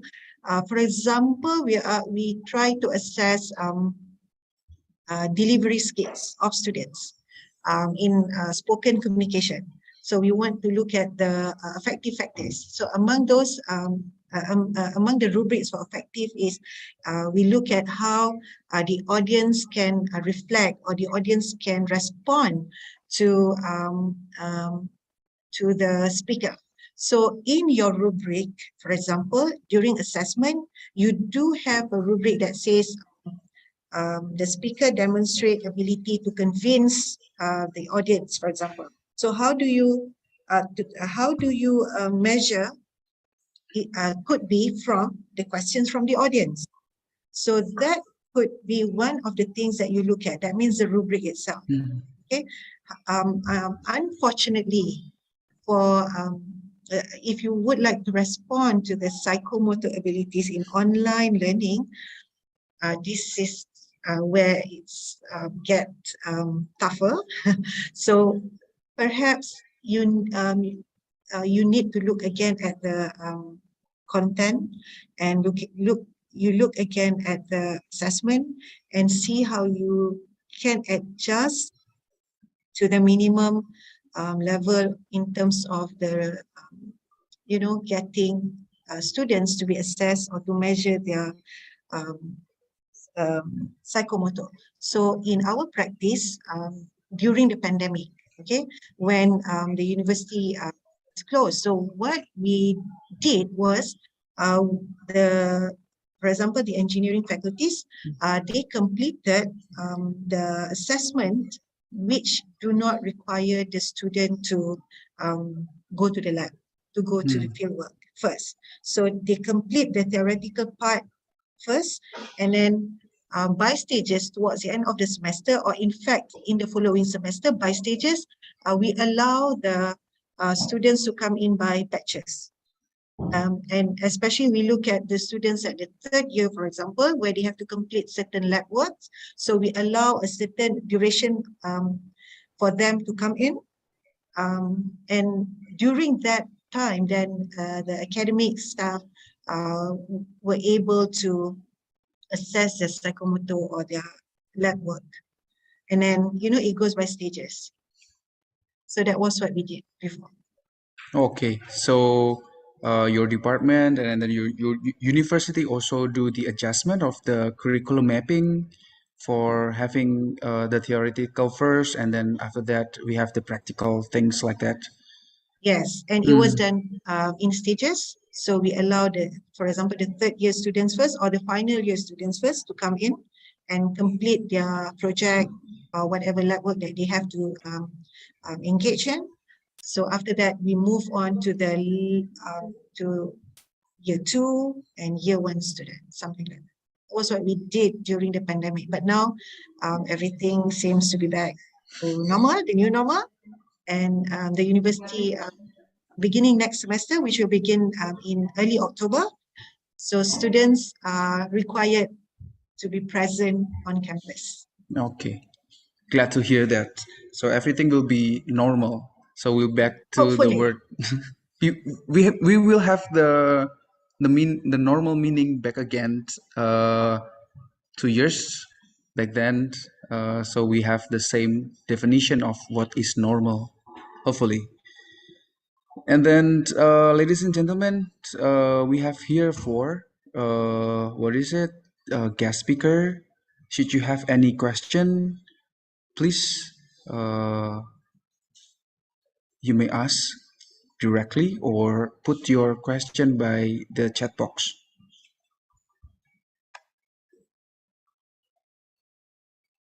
Okay, so here I have one more from Miss Nima, Ibu Nima.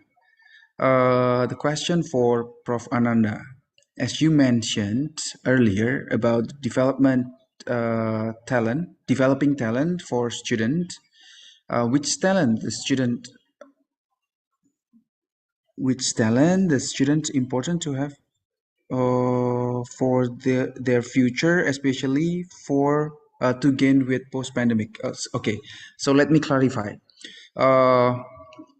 Related to the developing talents for the student, which talent that is most significant or most important to for the students for their future? For Dr. Ananda?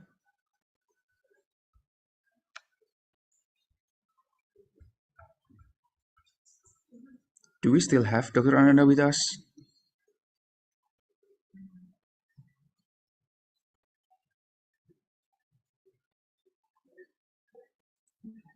Okay, so I think we don't have Dr. Ananda again with us to tell about this, but we will still have this for keynote speaker, Dr. Nick, Miss Waude, PhD, Miss Ikomatu Sunia, PhD, and Dr. Fauzi.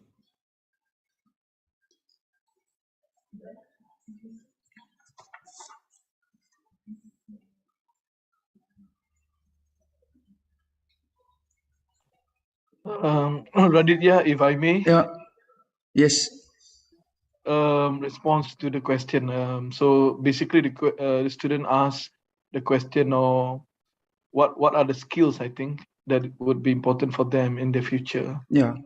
So basically, the World Economic Forum has come up with the 2020, and then later it has changed that to 2025 skills, and now there's the 2030, 10 skills of the 2030, or also known as the future skills.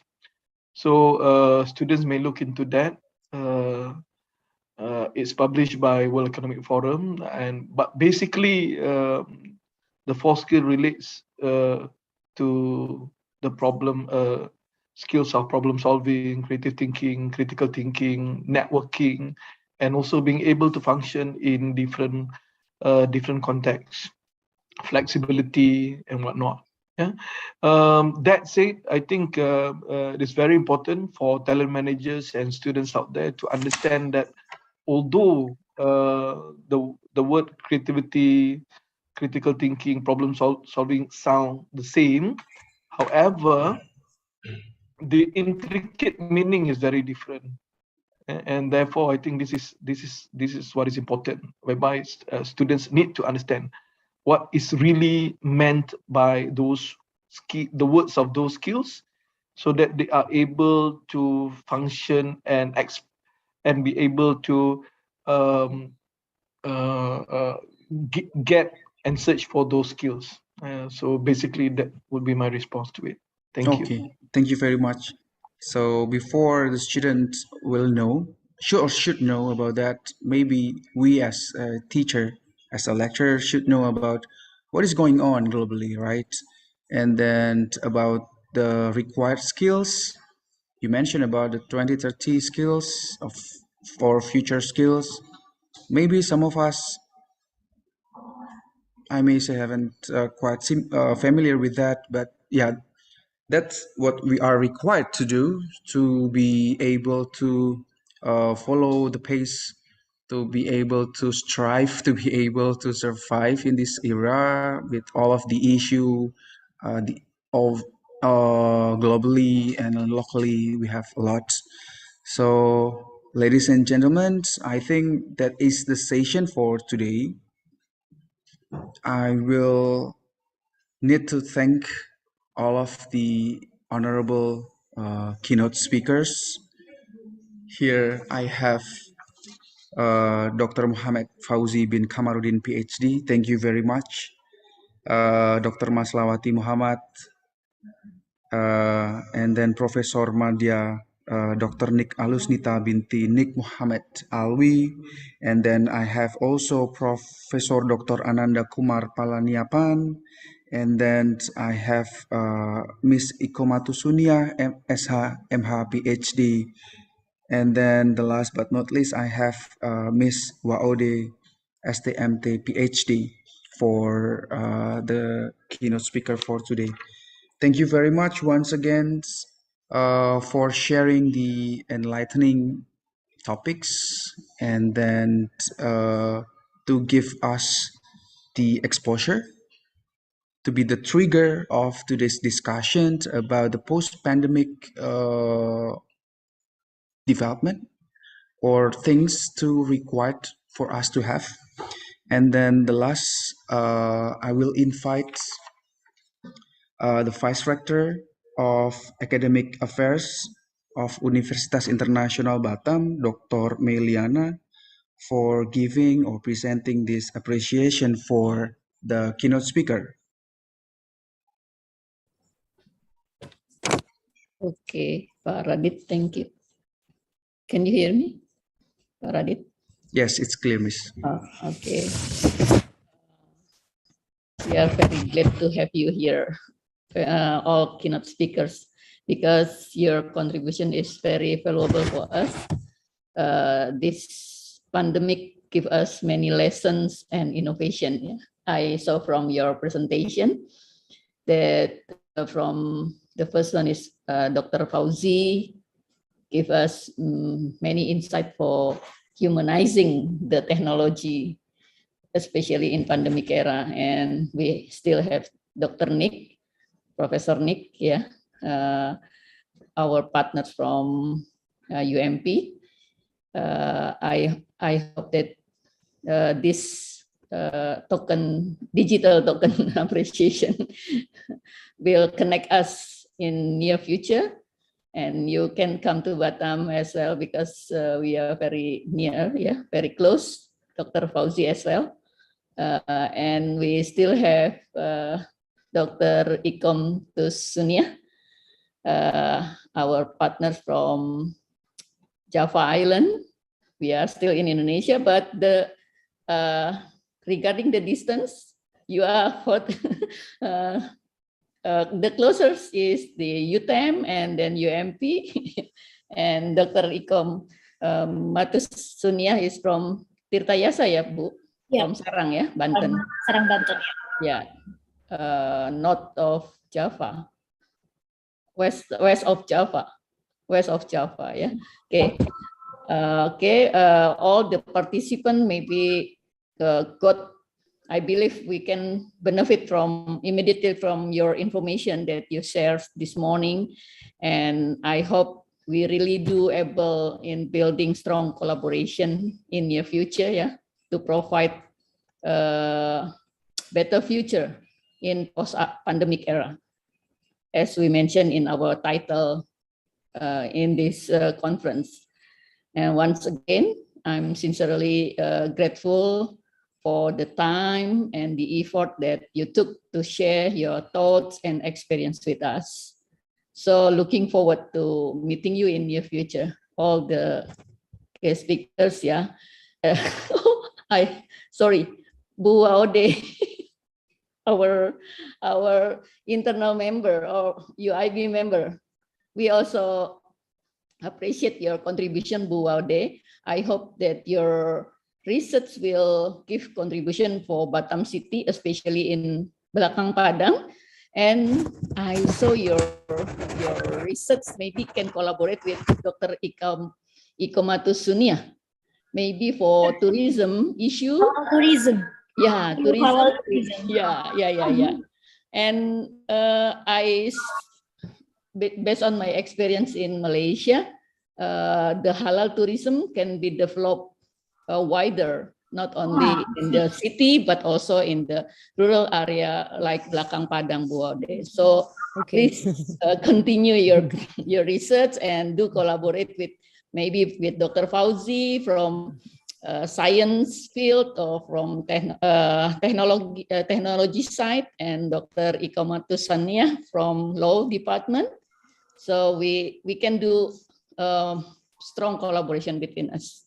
Okay, thank you for all committee member, because from the discussion I see that this seminar will be the seminar success because of you all and the participant. I hope that you still join with us in the afternoon session in the breakout room, yeah.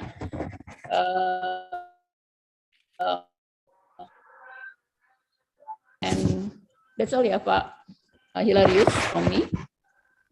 Okay, thank you, Dr. Meliana, for giving the closing remarks to the keynote speaker.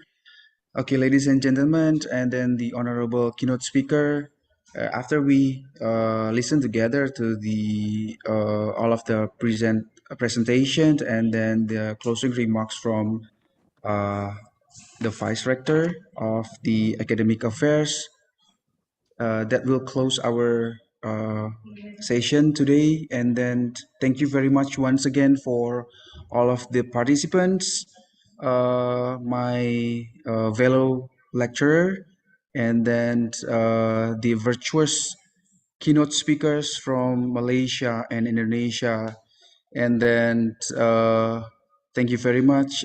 Hopefully this seminar on this building strong connection between business, social sciences, and technology to provide better future in post-pandemic era can be a real thing to pursue in the next future. Amin, amin. Yeah. Inshallah. So thank you once again, and I will pass to Miss Dea Tiara. Thank you very much. Thank you, Ms. Adib. Next session for attendees. Please break for lunch until 12 past 30 and followed by parallel session. There will be orientation and setting scene for the parallel session. I also would like to remind you to post the poster of this conference on your Instagram account. Thank you. Thank you, Bu Tiara.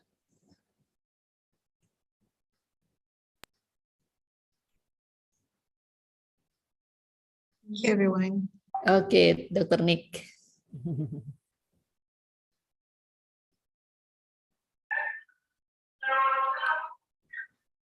Thank you Ibu. very much. Yeah, thank you, Bu. How to call you, Bu? Yeah.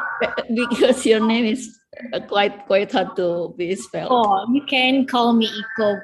Oh, Bu Iko. Okay, Bu Iko. I hope that we can collaborate after this. Sure. Because Sure.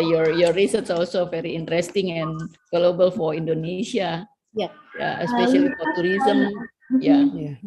Halal tourism, and we have kind of the innovation, local food innovation in Untirta. So Okay. their PUI PT, Okay. the special and tackle about the innovation of local food. So it's our specialty. Okay, okay. We have in UIB we have tourism department and law department. So maybe near future we can discuss about the opportunity to collaborate. Sure, absolutely. Yeah. Thank you very much, Ms. Mariana. Yeah, thank you, Bu Iko.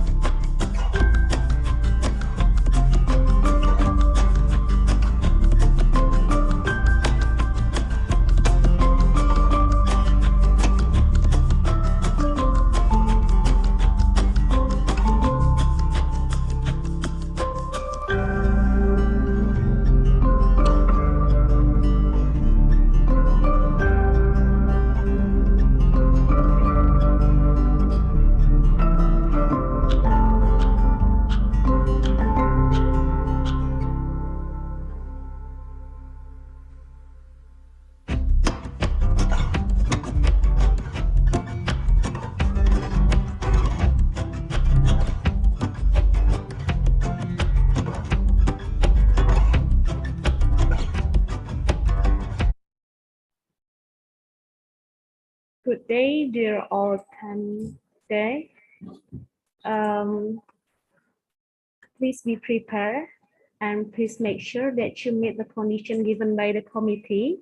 And the setting scene for the parallel session will be start in 1 p.m. in Indonesian time.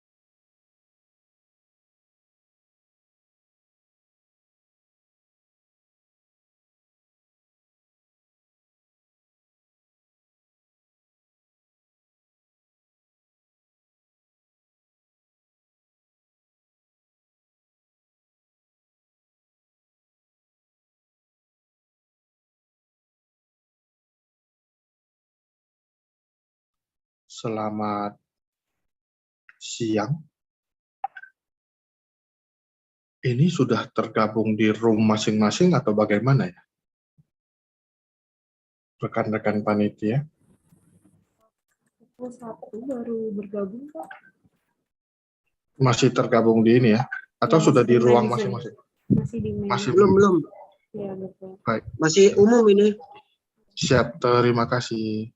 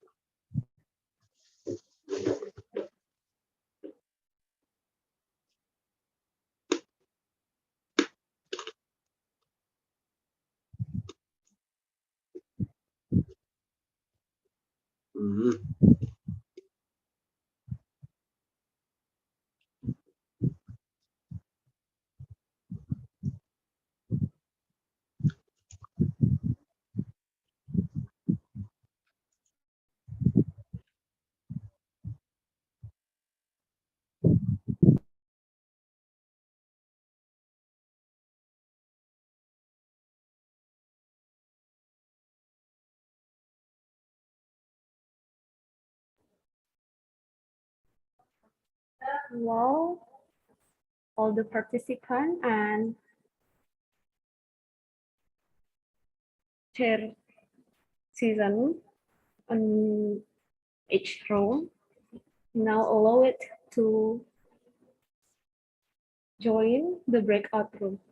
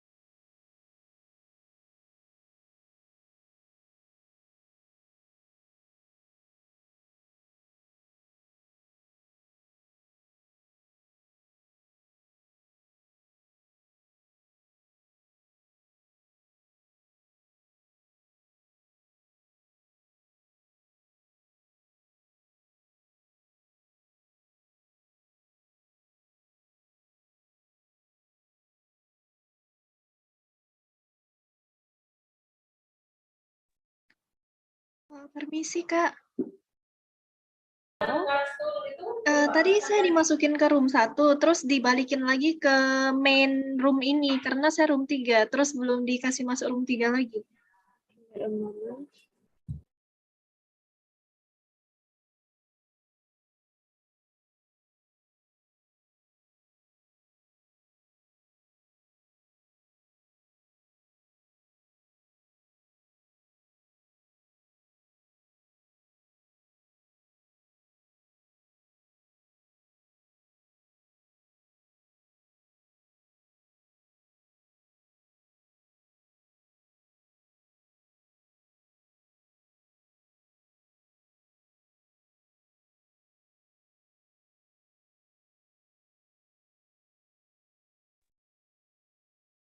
Misi, Kak.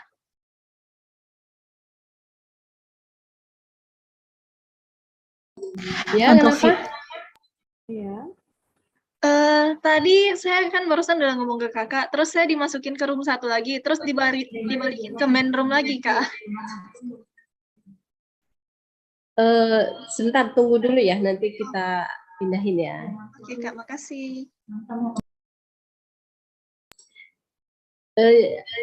Fiona jangan keluar dulu dari grup 1, nanti kita keluarin ya. Fiona diam aja di situ. Udah di-kick dari grup 1, Kak. Oh, udah di-kick dari grup 1 ya? Iya. Bentar ya.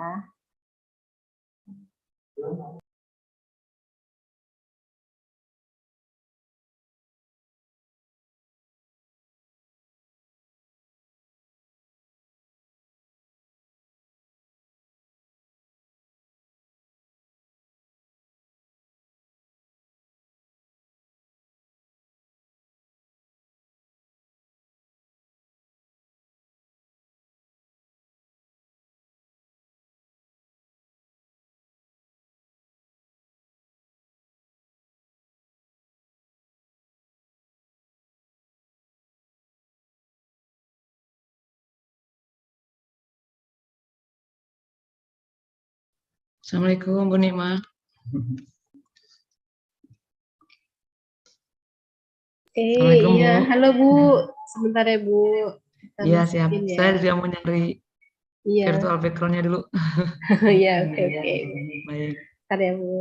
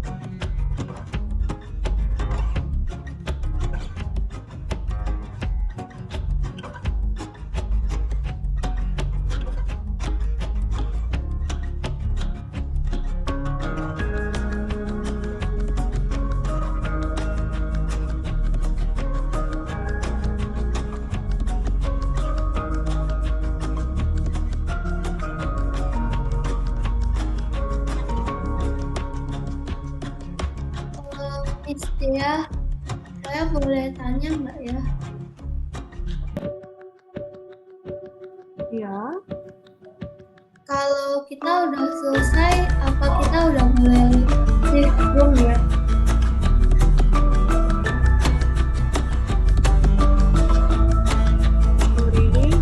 Kalau sudah selesai, mau tetap stay karena nanti akan ada closing juga dan ada pengumuman.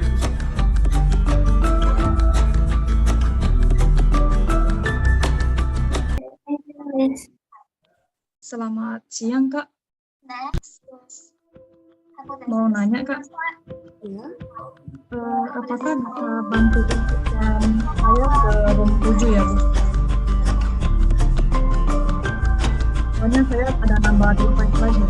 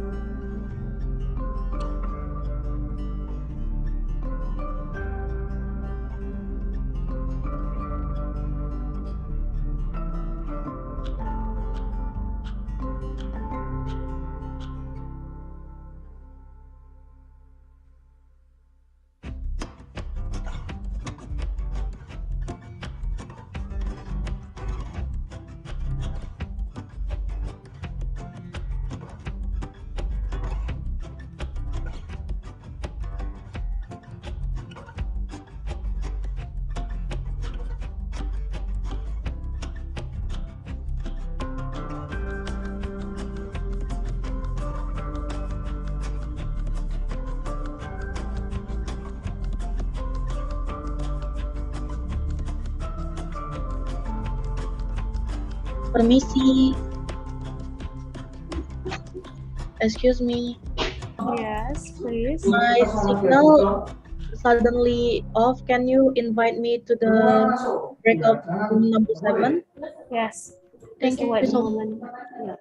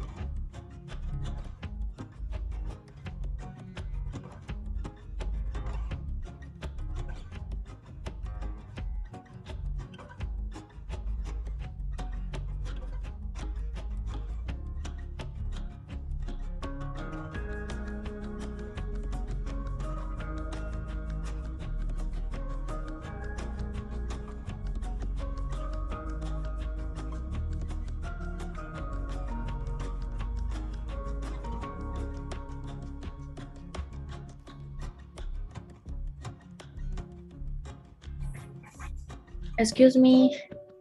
I'm sorry. Can you invite me again? Yes, please. Wait a moment. Thank you so much. Room number 7.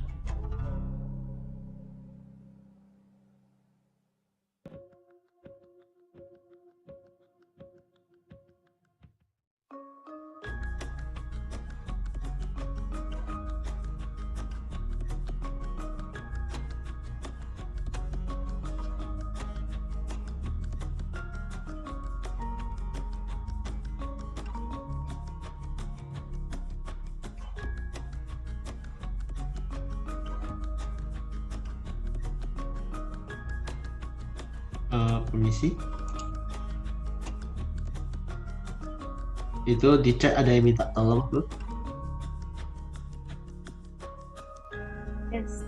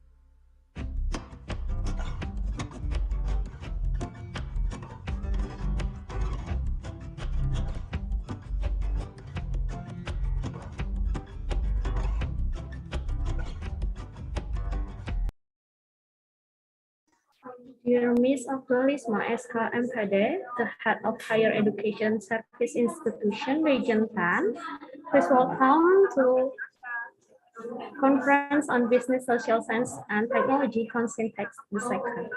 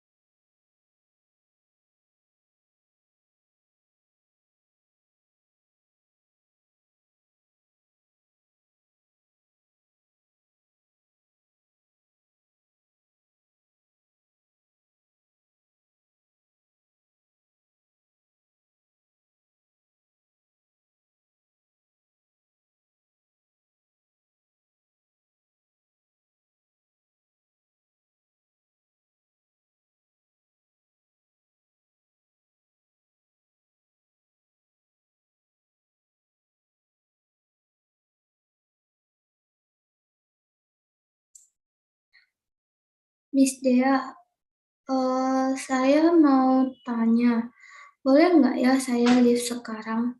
Karena kebetulan saya lagi ada kerjaan juga, sekarang posisi masih kerja.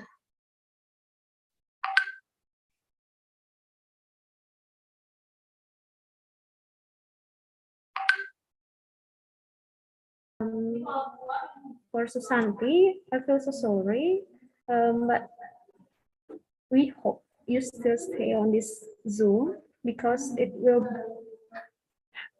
still rewarding session following closing ceremony from the Chancellor of Universitas International Batam. So please stay with us here.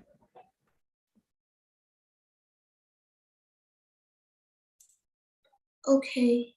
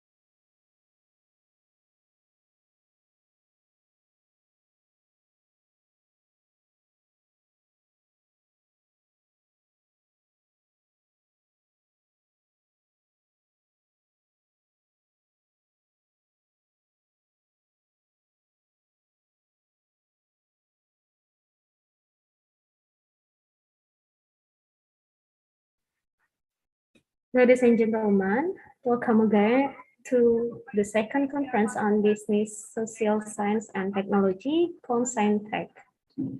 It's very nice to see all of you once again, and we hope you have been enjoying yourself at the conference so far.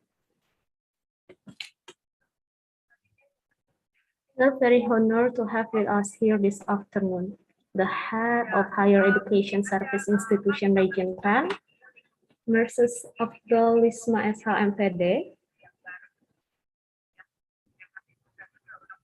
the Counselor of Universitas International Batam, Dr. Iskandar Itan SAMM, and also presenters and our distinguished guests. Ladies and gentlemen, we have had productive and inspiring time together, and this event about to come to very end. I really you have found the presentation and this conference are informative and helpful. As the committee, I will announce the words.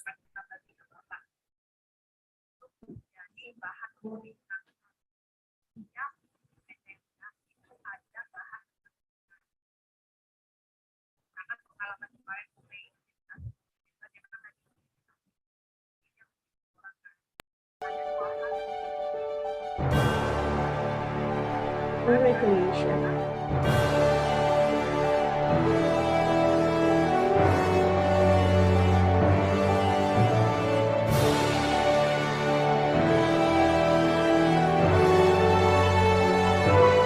For best paper, there is Martin Kandidi with title Comparison between Manual and Dynamic Methods of Word File Foundation during Capacity Calculation in Universitas International Batam, Microwave Building Construction. And then following by Vega Vanessa Theodore, the graphic information system for mapping editable and producing a REST and West Bandung Regency complete with maps and travel routes. I'm sorry, I mean Insinyur Anggun Nugroho M.Com, and then followed by Vanessa Theodore, a jurisdictional approach to Indonesia wildlife trade, and the last but not the least, Yeni Permata Lia Gestu, Copyright Protection Against NFT, Non-Fungible Token Digital Asset. Next, there are Putri Siti Rohaizat, with title The Influence of Korean Celebrity Credibility as Brand Ambassador on Customer Purchase Intention in Batam. Ernie, with title The Effectiveness of Risk-Based Business Licensing for Ease of Doing Business. Muhammad Badrudin, with title Vulnerability and Government Response to Human Trafficking During the Pandemic in Batam. And also Siti Mahira Wahab, with title COVID-19, Measures Taken by Malaysian Tertiary and English Educators in Overcoming Challenges During Emergency Remote Teaching and Learning, ERTL. And for the best presenter, there are Sofni Mai, with title Bonding Strength of Construct Beam Strengthened with Fibrock System and Fiber Composite Laminate. Jumliono Pratama, with Design Development of Christian E-commerce using the WDLC model with the Scrum method. Fiona Vivian, with title The Implementation of Standard Clause on Junk Food Transaction Based on Business Law. And Ayu Purnama Binti Syuyuti, with title Surrogacy in the Perspective of Human Rights and Law in Indonesia.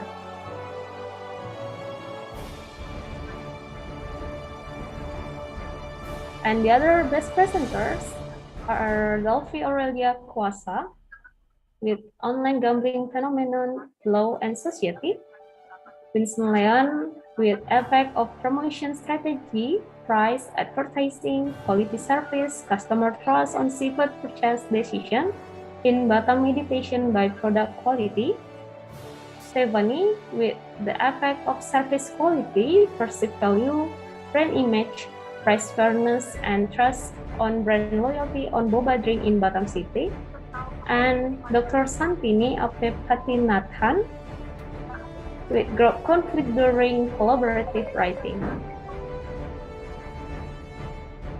For the best poster, here we have Putri Siti Rohaizat, titled The Influence of Korean Celebrities' Credibility as Brand Ambassador on Customer Purchase Intention in Batam.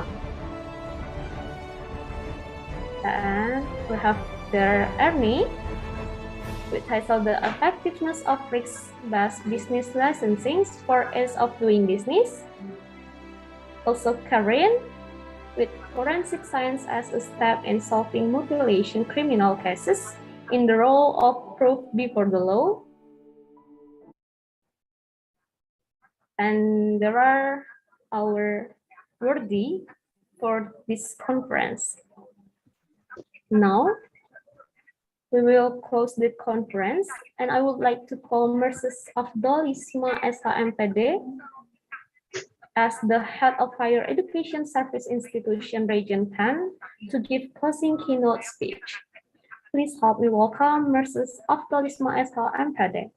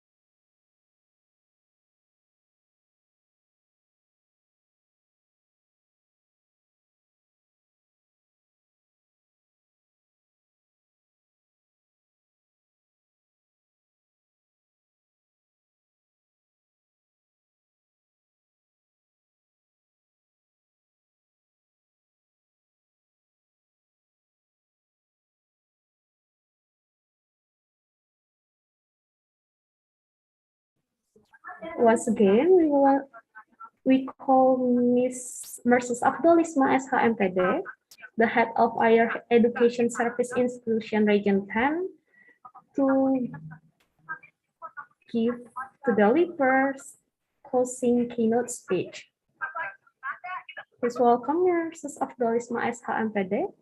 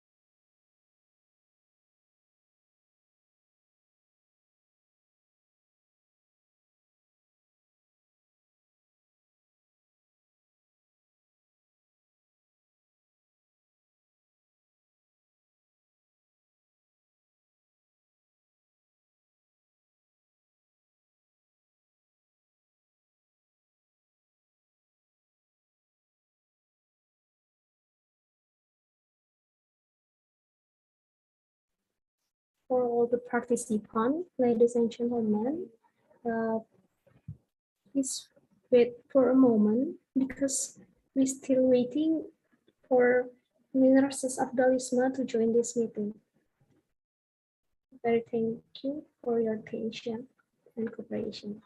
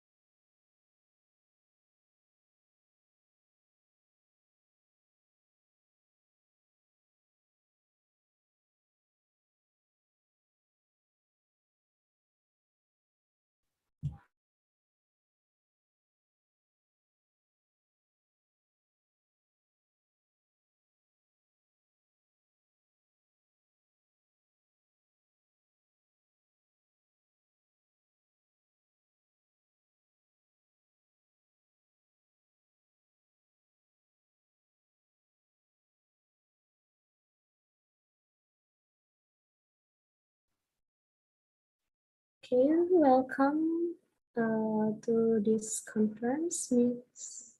versus Abdalisma SHMPD, the head of Higher Education Service Institution for Region 10, or the team.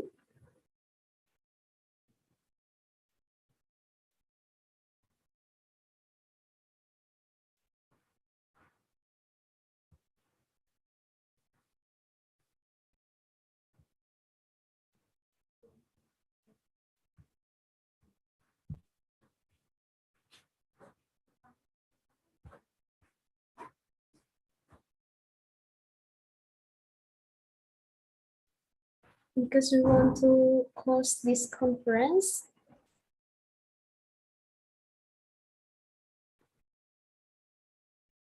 we would like to call the head of Higher Education Service Institution Region 10 to giving closing keynote speech,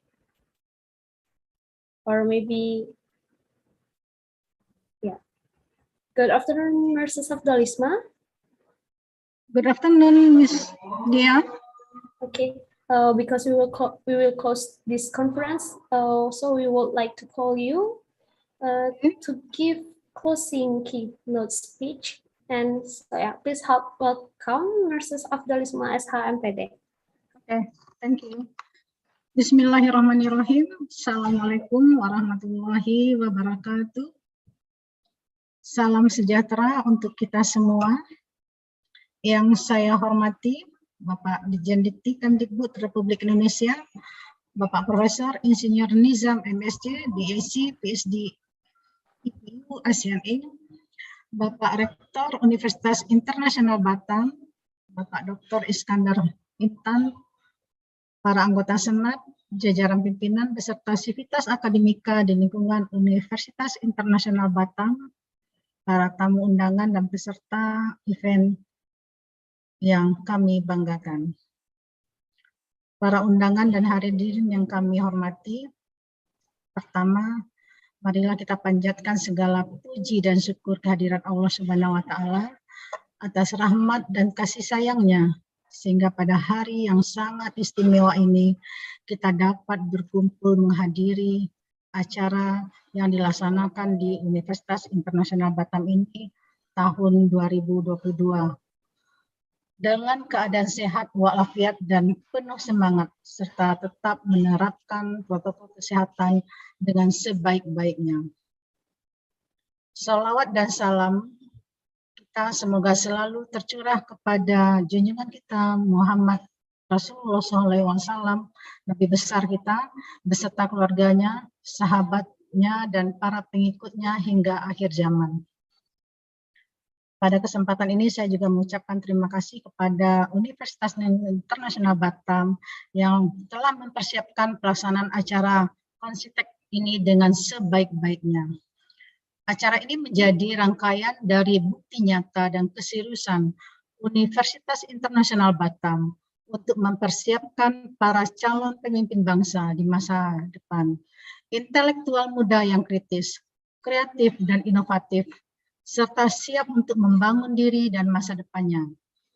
Saudara hadirin dan para peserta yang berbahagia, kami L2 Dikti Wilayah 10 menyampaikan penghargaan dan ucapan terima kasih kepada segenap unsur panitia dan semua panitia yang telah berperan dalam mensukseskan terlaksananya acara CoNeScINTech Universitas Internasional Batam ini. Ucapan terima kasih dan penghargaan juga saya sampaikan kepada Rektor Universitas Internasional Batam. Kiranya acara ini dapat menjadi tonggak kebangkitan bagi perguruan tinggi, dosen, dan para generasi muda, terutama mahasiswa, untuk meraih prestasi terbaik yang bukan saja di tingkat nasional, tetapi juga di tingkat internasional.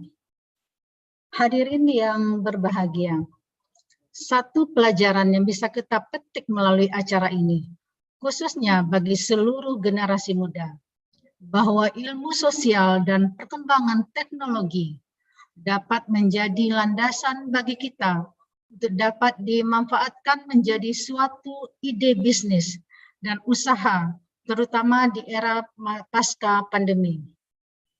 Terlebih daripada itu, saya yakin dan percaya jika pelaksanaan acara ini akhirnya juga akan membawa dampak yang signifikan pada perguruan tinggi, dosen, dan juga mahasiswa untuk berkoneksi, menjalin hubungan, dan memperluas relasinya, sehingga diharapkan dapat meningkatkan kualitas akademik dan dampak 3 pilar perguruan tinggi di tingkat internasional.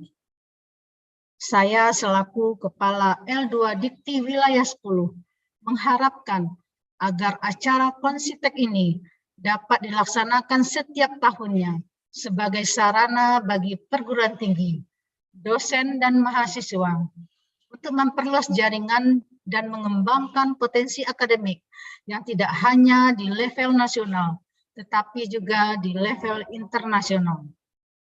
Sehingga melahirkan generasi muda berprestasi dan tidak hanya di tingkat nasional, tetapi Asia, bahkan internasional.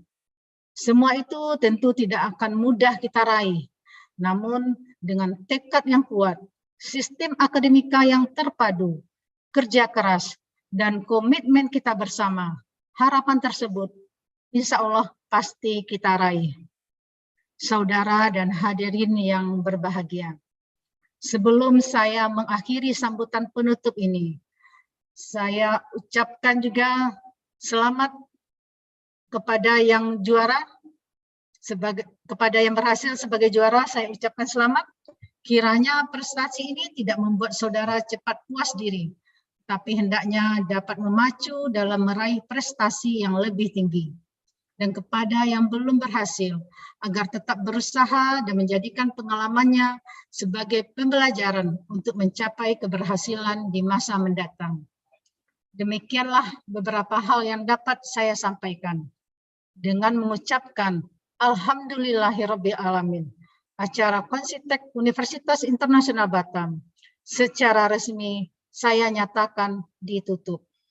Semoga Allah Subhanahu wa taala, Tuhan yang Maha Esa, senantiasa memberikan petunjuk dan bimbingan kepada kita dalam berkarya dan berpartisipasi membangun bangsa dan negara tercinta ini. Amin, amin ya robbal alamin. Sekian dan terima kasih. Wabillahi taufiq wal hidayah. Wassalamualaikum warahmatullahi wabarakatuh. Waalaikumsalam warahmatullahi wabarakatuh. Thank you, Mrs. Afdalisma, for the closing speech. And now, before we close our conference, the Counselor of Universitas Internasional Batam would like to present appreciation to the Head of Higher Education Service Institution for Region 10 for delivering closing speech in this conference. Ladies and gentlemen, please welcome Mrs. Afdalisma SHMPD and Dr. Iskandar Itan SEMN.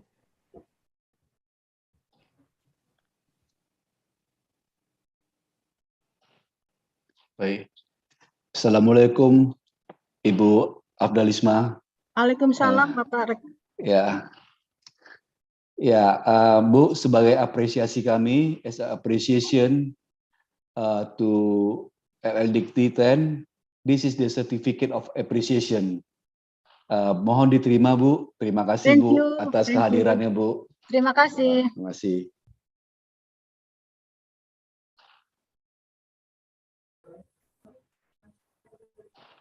Right, ladies and gentlemen, we are now going to farewell remarks from Counselor of Universitas Internasional Batam. Maybe Mr.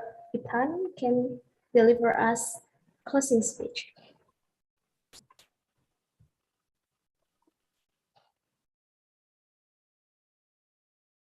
Ya, Assalamualaikum warahmatullahi wabarakatuh. Good afternoon, ladies and gentlemen. First of all, let's thanks to the Almighty God for who has been giving us blessing until we can attend this closing ceremony of the second conference of business, social science and technology, or we call it the second CoNeScINTech 2022. I would like to extend my greeting to Ibu Afdalisma SHMPD, the head of Higher Education Service Institution, Region 10. Thank you for attending this closing ceremony. I believe that since the conference started this morning, all the participants have obtained fruitful knowledge. In this conference, the participant has presented their work in order to contribute and grow the habit of logical, critical, systematical, and innovative thinking in the implementation of science and technology that pay attention to humanity values.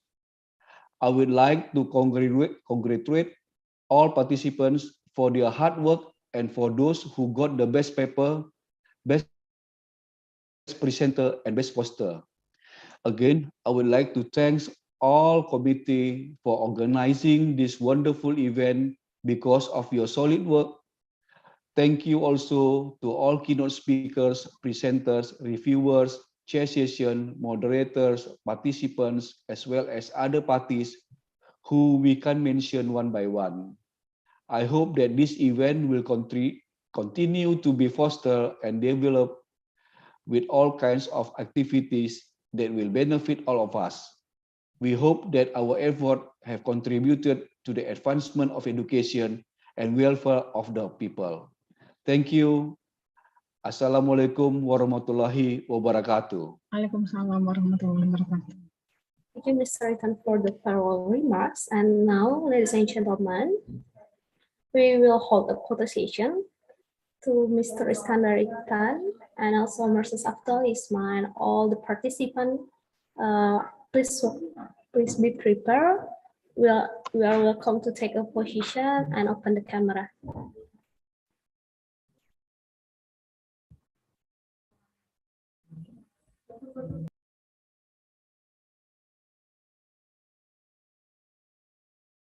One, two, three. Okay, thank you very much from committee. The conference is the best, dan presenter is can presentation the paper. I hope you the conference is continue the last year. Okay, thank you very much. Good luck. Assalamualaikum warahmatullahi wabarakatuh. Thank you for the compliment. Now, I will leave you with a quote by Stewart Brand, an author and innovative thinker who once said, "We can see the past, but not influence it. We can influence the future, but not see it." Let us all be guided by all the things that we have learned and heard through the conference and be able to see and influence our future. Thank you very much for all participants and distinguished guests, and congratulations for the winners. Please forgive us for our shortcomings.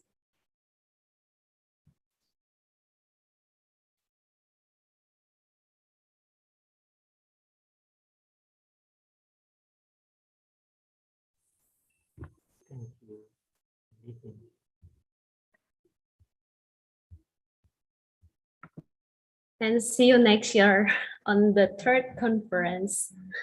Terima kasih Bu Afdalisma. Terima kasih. Terima kasih Bu Afdan. Terima kasih. Terima kasih banyak. Teman-teman semua terima kasih ya.